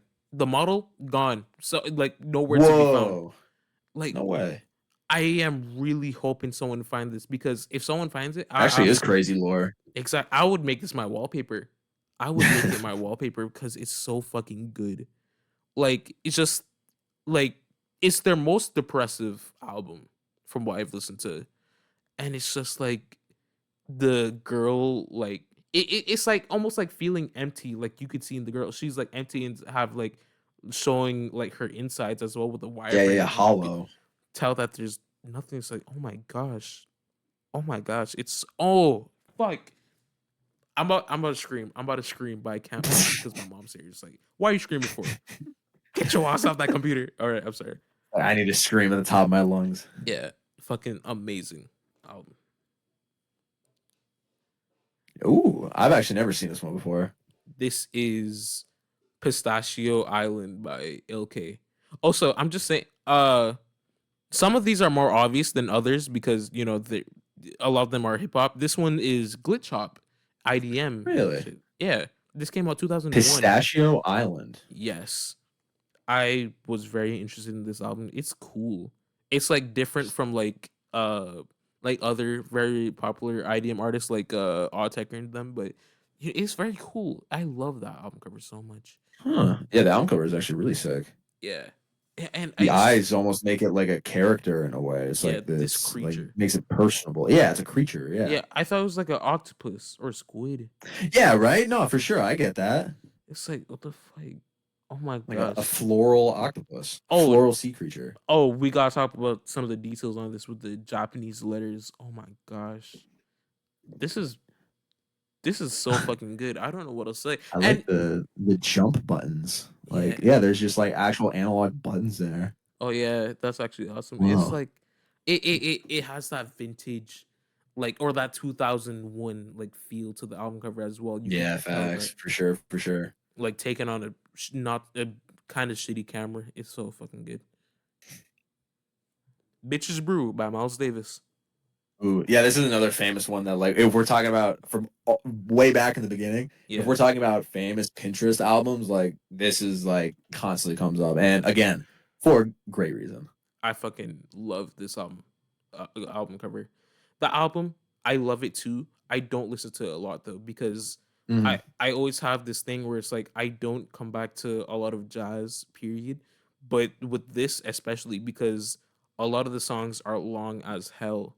Like the first Mhm. song alone was like 20 something minutes. Like god damn. But it's so interesting though.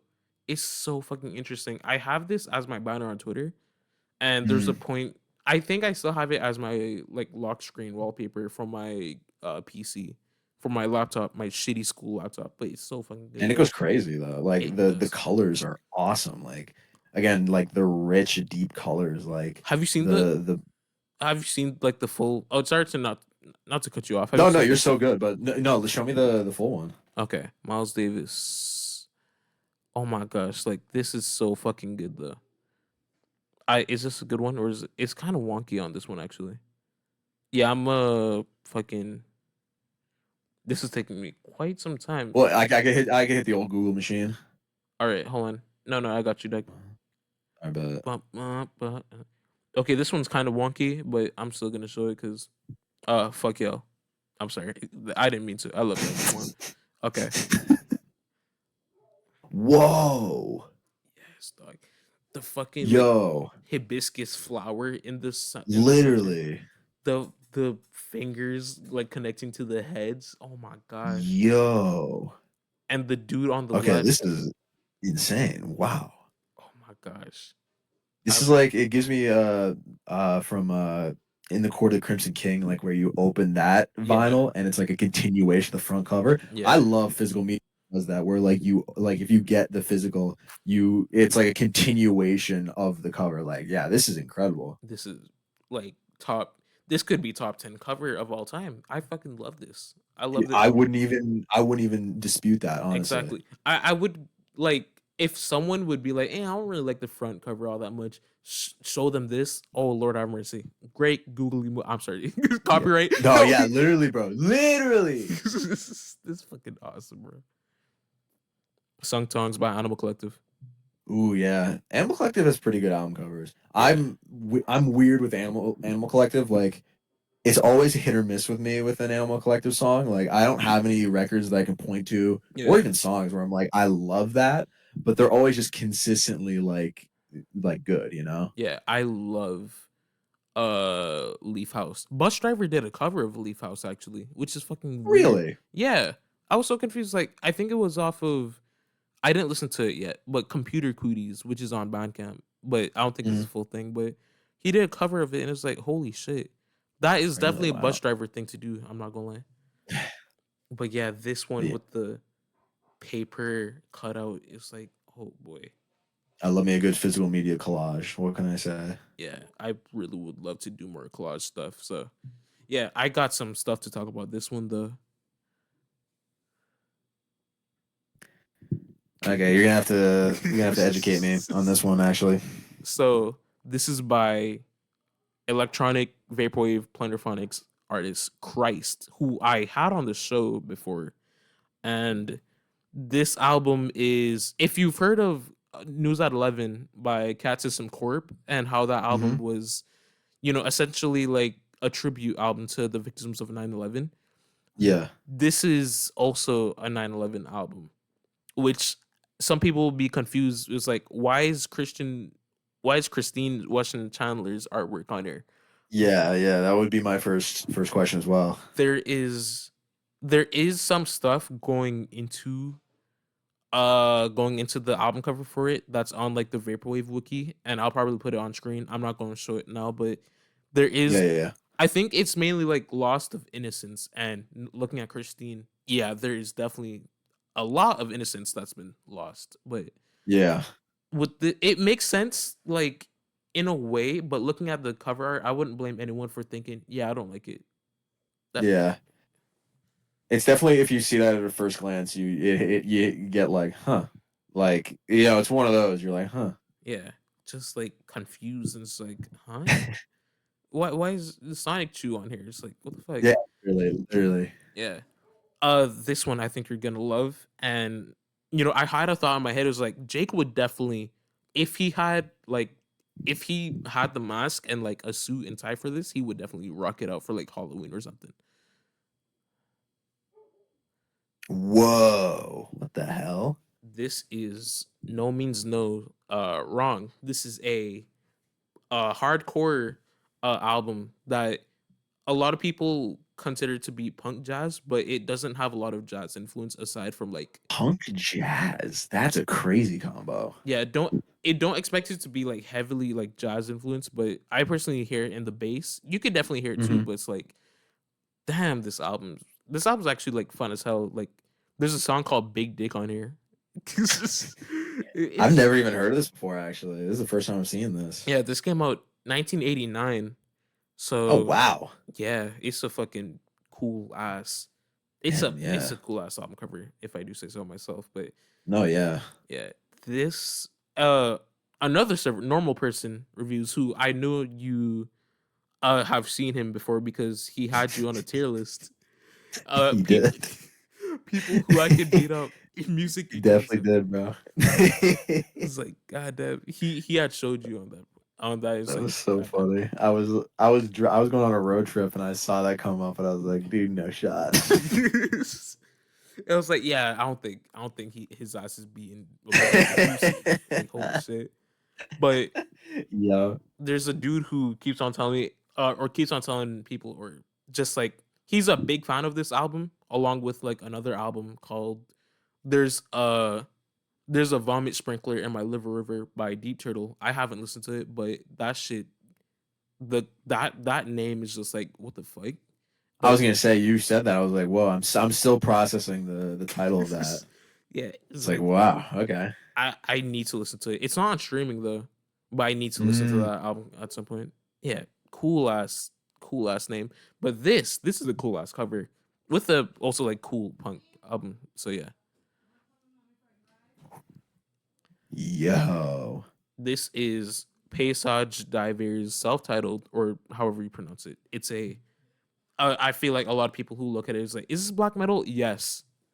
This is I just was gonna say that's the vibe I got from it. Very like this looks like a lost media with like how grainy the photo is and how like the vignetting around the edges, like it looks like an old like water damaged photo, like a found photo. yeah. I'm not a bitch when I say this, but I was scared to listen to this album. I'm not gonna lie. Yeah, no. The first song I remember, like, oh, I'm really interested in this, and then I put on the earphones, to listen to a bit of the first song, and then immediate jump scare, like, Yeah, I bet.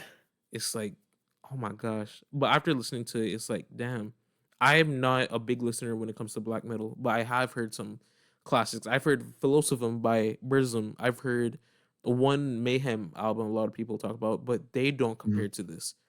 They do not compare to this. I feel like this album is good. Wow.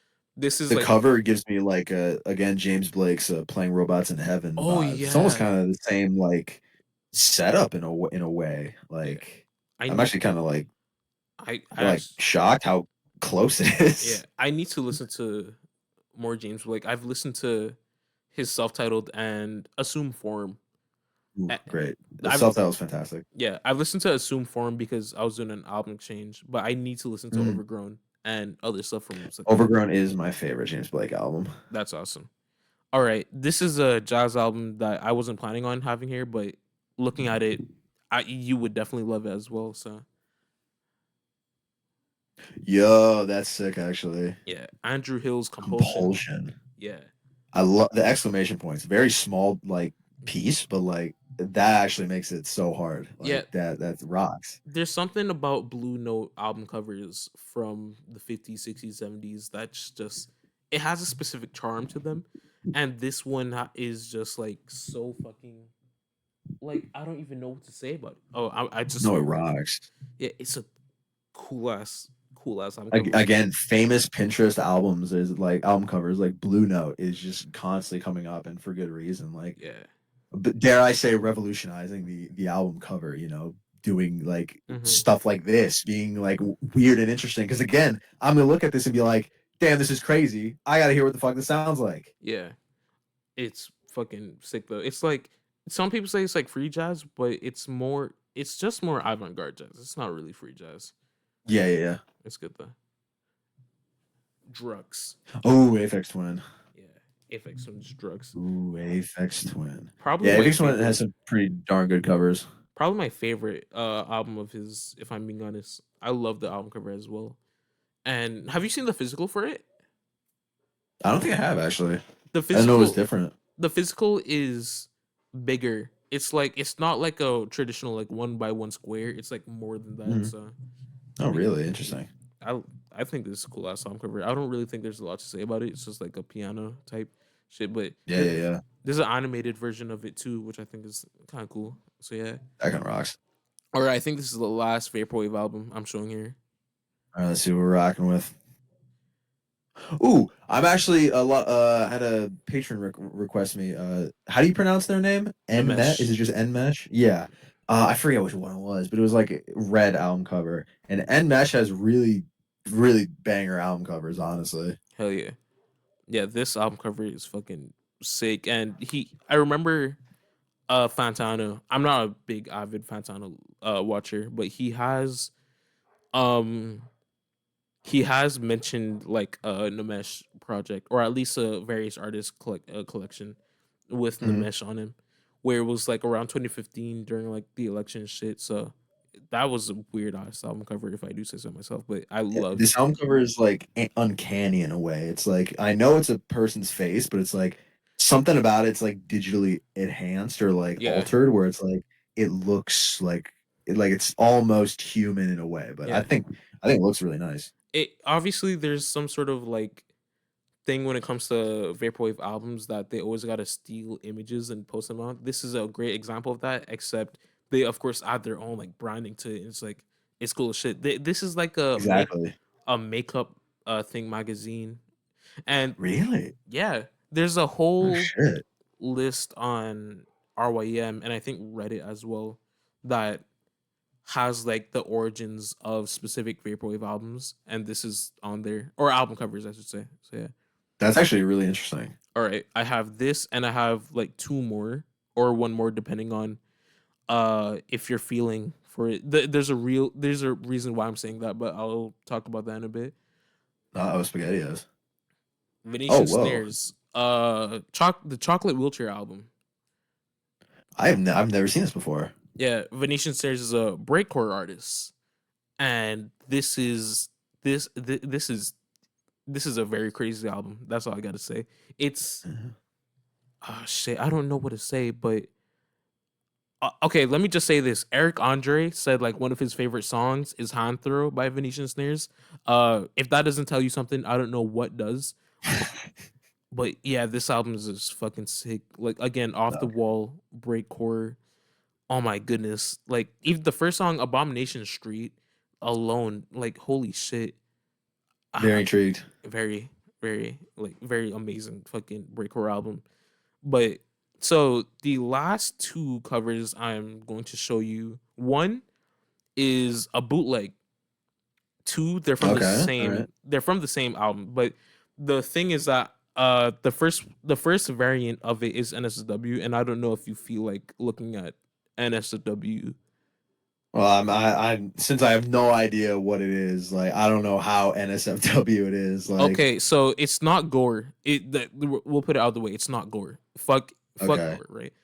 It's it's a straight up hentai. If I'm being honest with you, it's like taboo hentai. You want to see it?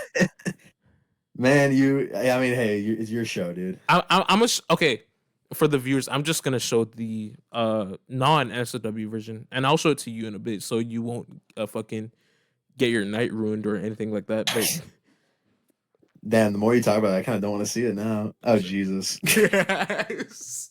This is James Ferraro's Prince of Rain, Bad Boy Flame, and it's definitely something. If I say so myself. Definitely something is definitely the way to describe that. Yeah. Again, I'm not showing it. I wouldn't really recommend y'all to look at it either, but it's like a woman with a phallic thing on her body, and it's just like she's. I don't know. I really don't know what else to say about it. But It's just an anomaly. here's the safe for work version though. Oh, I've seen that before. Ooh, okay. Oh, wow. I didn't know that that was what that was from. Yeah. No, James Ferraro. Oh, Okay, so these are not official. These are not official covers from James, from what I know, because James has some cool ass album covers, and like from his early like 2000s like hypnagogic pop stuff, they would tend to be a very like low quality, but they always still have some sort of charm to them, like almost yeah. like collage, and I still think it's like fucking awesome. And I don't know if you know, but he made one of the first vaporwave albums ever called Farside Virtual. Farside Virtual, yeah. That's actually like how I first kind of heard of James Farrar, because that album kept getting thrown around when like people were talking about early vaporwave, and it always intrigued me. And then I feel like just for whatever reason recently, just I keep hearing James Ferraro. Just people keep bringing it up, and I'm like, man, maybe I got to do a Ferraro deep dive, especially Farside Digital, because I don't think I've heard that album, or if I did, it was a long time ago. A discography listen of his a full. Oh boy, you're gonna have some time. That's all I'm gonna say. If you're gonna dive into this stuff, because he has over 100 albums under different names too. Oh my goodness. Under different names, he's done names like. Okay, wait. I need to pull up RYM. I'm so sorry. Hold on. So not only does he have stuff under his name, he has stuff under Bodyguard, 90210, Clams, Edward Flex, XL, Freakways 7 Ensemble, which is an ensemble he did with like Daniel Lopatin and Lauren Hala and other people. Oh wow. Oh whoa. Okay. Well, these are groups though, apparently. Yeah. For his other like solo names, Jim Ferraro, 8 Pash Python fucking name I can't pronounce. Acid Eagle, Angel Snake, I can't pronounce that. Avatar Salad, Bebe Tunes, compositions of the sensibilities of melted knowledge. This is a real name. Cruising the Night Biker Strip, 1977. DMT, Domino's Pizza, The Draculas, Dreams, Gecko Afterlife. Like holy shit, Lamborghini Crystal, Liquid Metal, Suki Girls. You're still naming them. Oh my god. Yes, I'm like, bro, he's serious about this. Like the wooden literally couple, like, bro, go to RYM, go to his RYM page, and you just be astonished by the amount of aliens. Yeah, all this stuff there. Yeah, wow. Yeah. However, you know what? Fuck it. I'll show you one last one. This is also bootleg. Actually, I would show you official ones. Fuck it. I'll show you like 2 more. I'll show you fucking what do you have here? I'll show you Asia, and then I'll show you one more bootleg of his, because I feel like his album covers, even bootlegs, are just so interesting to look at. Asia. Oh whoa. That's like it's like a style that's coming back now. Oh my god, I forget it, but it's like the name of like that early 2000s kind of like smooth futuristic design. Geez, it's gonna kill me. But that yeah, damn like, awesome point, Jake. You literally don't even know the name of it, but that's like it's like that's what it reminds me of. Yeah, so this is official, and this I don't even know what to say. This is a good ass like album cover for a bootleg. Oh whoa. One Quan, and yeah, that's James, by the way. That's James himself on the actual like cover. So yeah, I don't know. I like it. I like it personally. Yeah, the colors are kind of cool. I fuck with that. You don't fuck with anything else. I mean, it makes sense. It's a bootleg. Let's put it like that. Okay, like, yeah. I'll take it.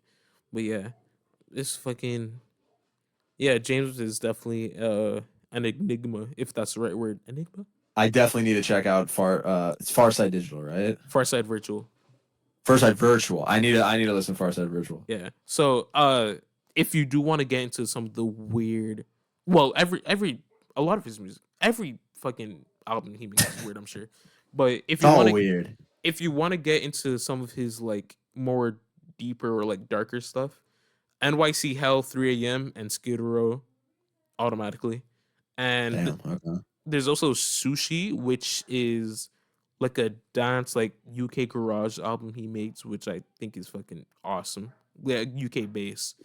That shit. Damn, I didn't know he had this much music out. That's insane. It really is. I wouldn't be surprised if anyone like listens to his old stuff and just like dislike it, because it's definitely hard to get into, from my point of view at least. Like I remember listening to Last American Hero, Adrenaline's End, and it was like, what? But at the same time, I didn't think it was that bad. Asia was definitely something. This isn't me saying I'm not gonna check out his older stuff though, because I am definitely gonna check more of his older stuff out. It's fucking awesome. So, I'm sorry I had to show you the fucking Birds of Rain Bad Boy Flame. I just thought, hey, maybe let's switch something up. You know what I mean? But it's like, yeah. But yeah, that's just I've definitely put in a lot more covers than I actually thought, and it definitely went longer for what I imagined as well. But that's it. So yeah, Eh, but yeah, it's just sometimes it be like that, you know. yeah.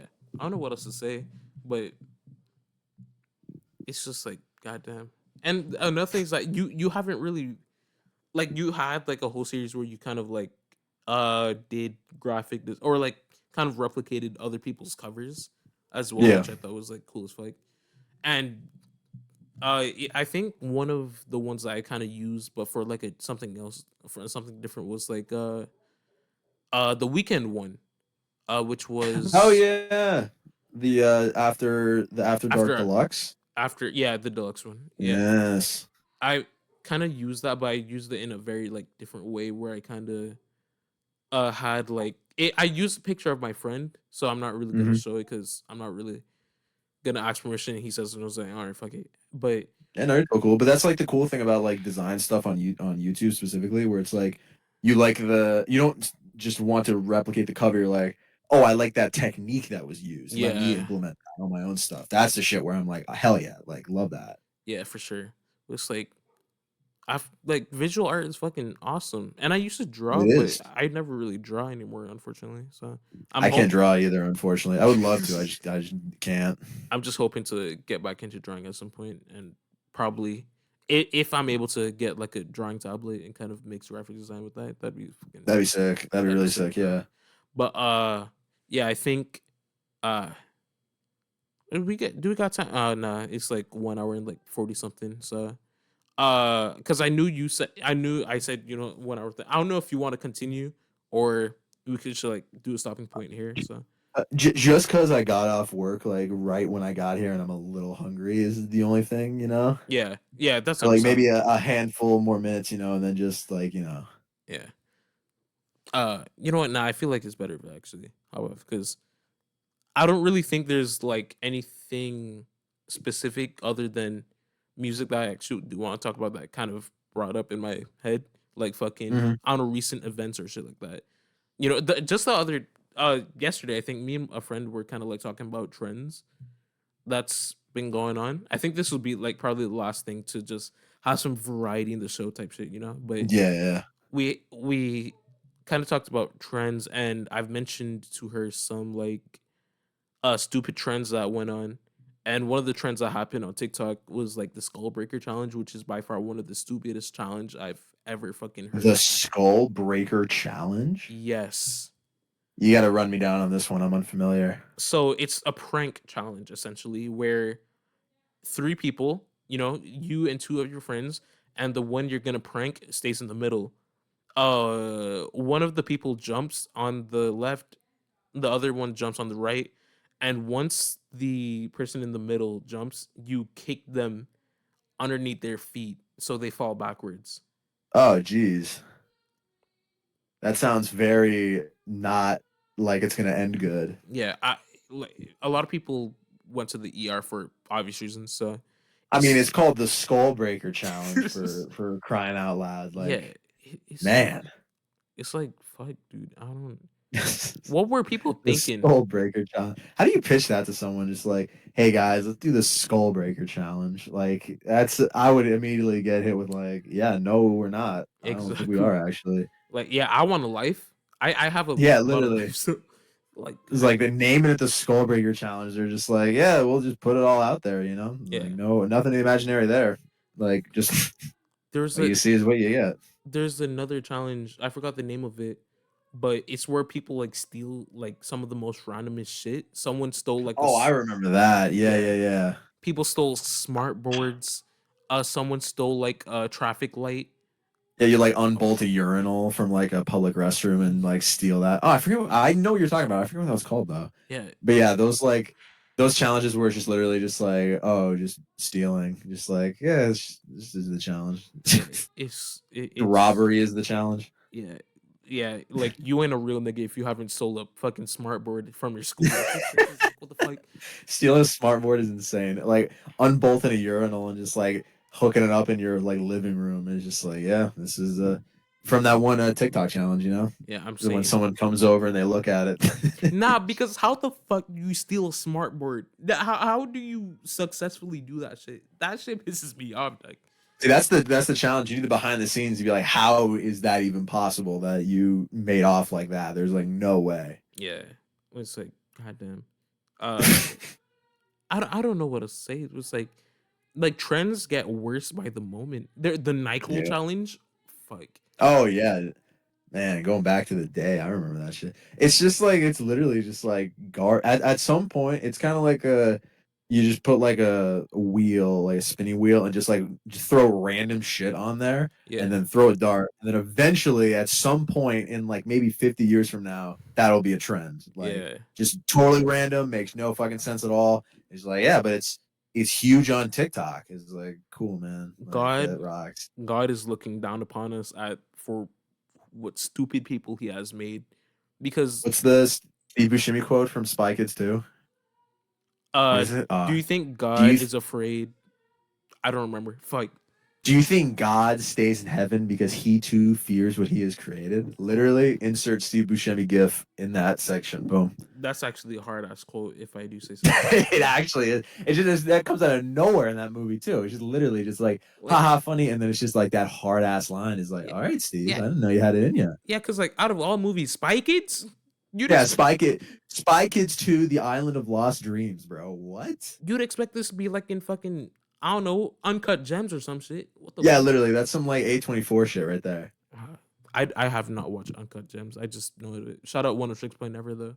Love that Oh movie. yeah, the have you ever seen Good Time? He did the soundtrack for that movie too with I Robert Pattinson. I only heard about it. I haven't actually Oh, seen that it movie myself. is crazy. My friend put it on for me. We just literally sat down. He's like, "Have you ever seen Good Time?" I was like, "No." He's like, "All right, that's what we're doing."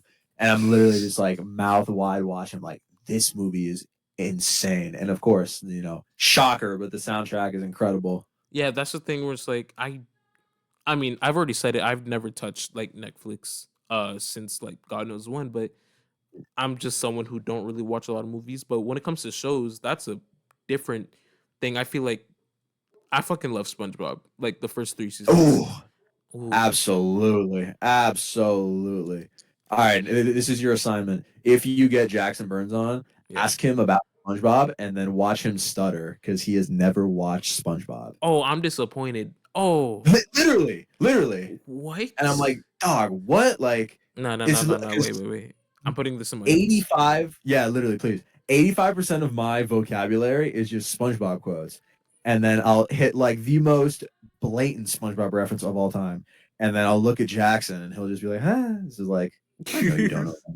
Don't even pretend. Don't even pretend like you know what that how means. how can you hear "Where's the leak, ma'am?" and then be like, "Hey, yeah, Where's the leak, ma'am? that's funny, I guess," and then just be like, Yeah, he's like, oh, okay. "Do you not want Uh, SpongeBob? You fucking dweeb." Yeah, he's literally a nerd. So like when you interview him, ask him what his favorite episode is, and then watch him like start. He's like, "Well, I it's like, Like, bro, God, it, like I if missing crucial parts of his childhood, bro." like majority of the time I would just like, oh, is that from season 3 episode 30? It's like, god damn. Oh, dude, when I get bored, I watch old episodes in my head. Like if I'm in Oh, traffic or whatever, I'll just do my best to replay old SpongeBob episodes in my head. that's a W. That's a W. I It's need to. like it rocks. Yeah, I've been saying for I feel like years, but it's probably been a couple weeks that I need to get Paramount Plus to just watch seasons 1 through 4 of SpongeBob, and then like I'll be good. Like I need Yeah, to reset, go back to my roots, and just watch early episodes of SpongeBob. yeah. 4 and 5 aren't that bad. 4 and 5 aren't that bad, but it makes sense as to why, like, because like Steven Hillenburg wanted to stop at season 3 and like the movie and that's it, but unfortunately people saw money, Yeah, dollar greenbacks. signs. So it's Like like, 15 movies, 3 spinoffs. Like it's just like come on. the peak was in the early seasons for sure. I don't think anyone can like debate that. Just Yeah. like the first few seasons of SpongeBob is like depending on how silly you like your cartoons, Hmm. it's peak. And It's they peak, honestly. and they just continue it. It's just disappointing. It's It's like just still going. Like y'all, it's Simpsons-esque almost. yeah, y'all are making Steven like roll in his grave with the amount of shit y'all are Yeah. doing. It sucks. Like, rest in peace. But Yeah, literally, rest in peace. That like I remember hearing that news too. I was like, damn, that was like actually like a sad day. It's like yeah, creator of SpongeBob. I'm like, damn. yeah. But it's like fucking like even me and Luke were just talking about a lot of shows. Shit. So I'm just kind of like repeating what have been said from earlier. But like Chowder, Chowder fucking love Oh, Chowder. Chowder rocks. Yeah, yeah, yeah. Yeah, all my homies love Chowder. If you hate it, The fuck you. animation style is always still to this day. I'm like, I love that they did that gimmick with the green screen where it's like the patterns of the clothes are They like stay. they're locked. I'm like, that's such a smart idea. That's It's awesome. so fucking good. Like holy I'm surprised shit. no one else does that. But someone should Exactly. bring that shit back. That rocks. Exactly. Like it's fucking sick. Let's hope like we get a diamond dozen like gem for like recent cartoons because we're sick of seeing adult animation with the same fucking 5 jokes in every single Yeah, episode. really. Like come on. No one's watching Big Mouth. No one's Nah, watching Human Resources. Like come on, bro. we don't even have Netflix. Fuck that. Exactly. We We pirate. watching Smiling Friends, bro. We pirate. We pirate. Like Pirate that shit, man. yeah. I kind of want to mention this. I don't know how big of a Flying Lotus fan you are. I should have showed a fucking Flying Lotus cover, but he released the new single Garmin Bozia. I did see that. Yeah, that's a good single. He sings on that. Really? Yes, like I look for How often does he get on vocals? Not often, right? never, never. This is his Damn. first time, and it's like I was so confused. I was like, this is. I was in disbelief. I had to do some research. Did he sing this? Little to my Oh knowledge, wow. no credits has been given to him. What's to anyone except for him? It's like holy. Shit. Okay, that's interesting because I also enjoy flying me some Flying Lotus, but Yeah, I didn't know this is his first time singing. Oh, good for him. Good for yeah, him for doing that. yeah. I love like if like when like aside from vaporwave, my favorite like electronic producer like ever, and just the like I didn't know what Garmin Bozia mean until I searched it up. It's a Twin Peaks reference. I haven't watched Twin Peaks, so Uh, it's like yeah, I haven't seen Twin Peaks either, unfortunately, but yeah, not like fucking Flying Lotus. Like Cosmogramma is like I have a handful of records that like I have hmm that I will just throw on and listen literally from start to end because I'm like, damn, this is just such like it's just perfect like sit down and like absorb music, you know? yeah, yeah. That album's like my favorite of his. That or You're Dead. But I will say this: Until the Quiet Comes, I swear, if you're a Fly Low fan and haven't listened to Until the Quiet Comes, what are you doing? Because That album cover is fantastic, just yeah, from memory. that shit I got a hot take is about Flying Lotus. okay. Flamagra, not bad. I'm saying, ooh, Yeah, ooh, bro, it's not bad. it's not bad. The I amount, have that on record, bro. It's not bad. no, because RYM, fuck you. Because Yeah, what happened? literally. I went to the comment section of Garmin Bozia. People have said he fell off since Flamagra. My jaw dropped. The fuck you Yeah, mean he fell off? This is a it's a crazy dude's. take. It's a crazy take. They're using TikTok like wallahi They're using TikTok language, not Flying Lotus. No. wallahi he's finished. Wallahi he's Bro is finished. I don't know, but like No, Flamagra is overhated in my opinion. it really is. Oh fuck, I forgot. Yeah, looking at it, there's like the thing during the Christ podcast episode, I always have this like there's like after the episode, I was like, fuck, I should have asked him this and that. So I just wanna say there's a shit ton of covers that I'm not gonna show, but there's a shit ton of covers I wish to talk about with you. There's a so the Flies Don't Come by Milo and Kenny Siegel. Ooh, that's a great Oh, one. oh That's a my great one. gosh. I Yeah, love that like album too. Like an yes. encyclopedia is like that's an incredible track. Yeah, I fucking love Rory Rap Ferreira. Amazing rap artist for fucking Mhm. sure. But yeah, also Disco My Mike. Oh shit. Oh shit! Yeah, yeah, yeah. Yeah. Yeah. Mike is another one of those artists that I want to dive deeper into. Like I heard a couple tracks here and there, but I should really like sit down and be Oh like, yeah, all you right, should. let's experience it. You should. There's those like Dummy by Portishead. Fucking love. Ooh, that's legendary. I just re-listened to Dummy like recently because I heard Beth Gibbons' latest album, Yeah. and I went back to listen to Portishead, and I was like, I yeah, haven't holds up. I haven't listened to I've only listened to 2 Portishead albums. Uh the, Oh, the dog's barking. Fuck. Hey. I'm sorry for the people listening, but it's like, damn, Doug, I don't know what to say. Have you heard of Daedalus? Yes, I have, as a matter of fact. Oh shit!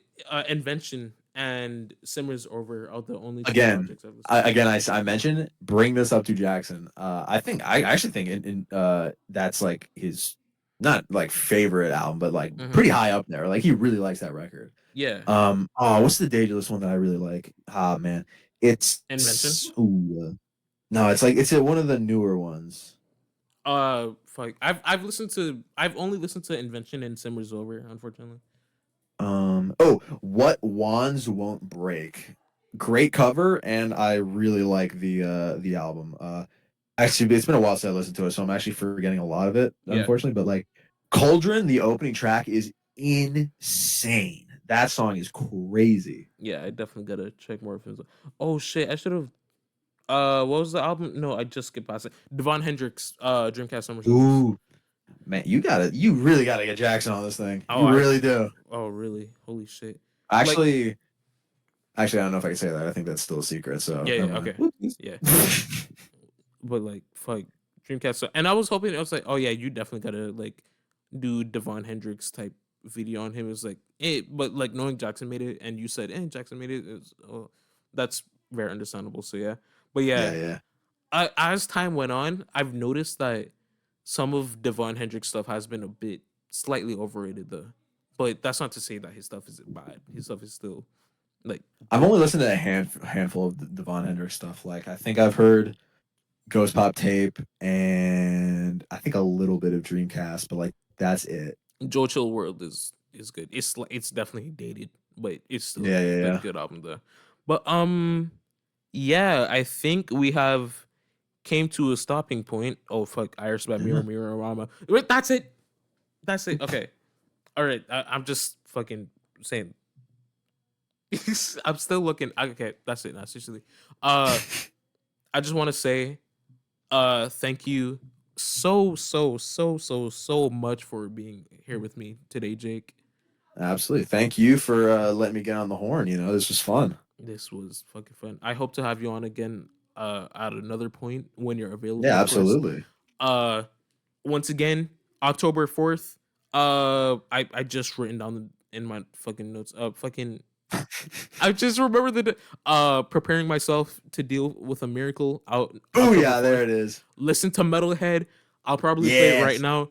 Oh fuck, I don't know what else to say. Love you, Jake, and I love y'all. Thank y'all for watching or listening, whatever the case may be. I'll see y'all later. Love you. Thank you for watching and listening. Bye. Bye. See ya.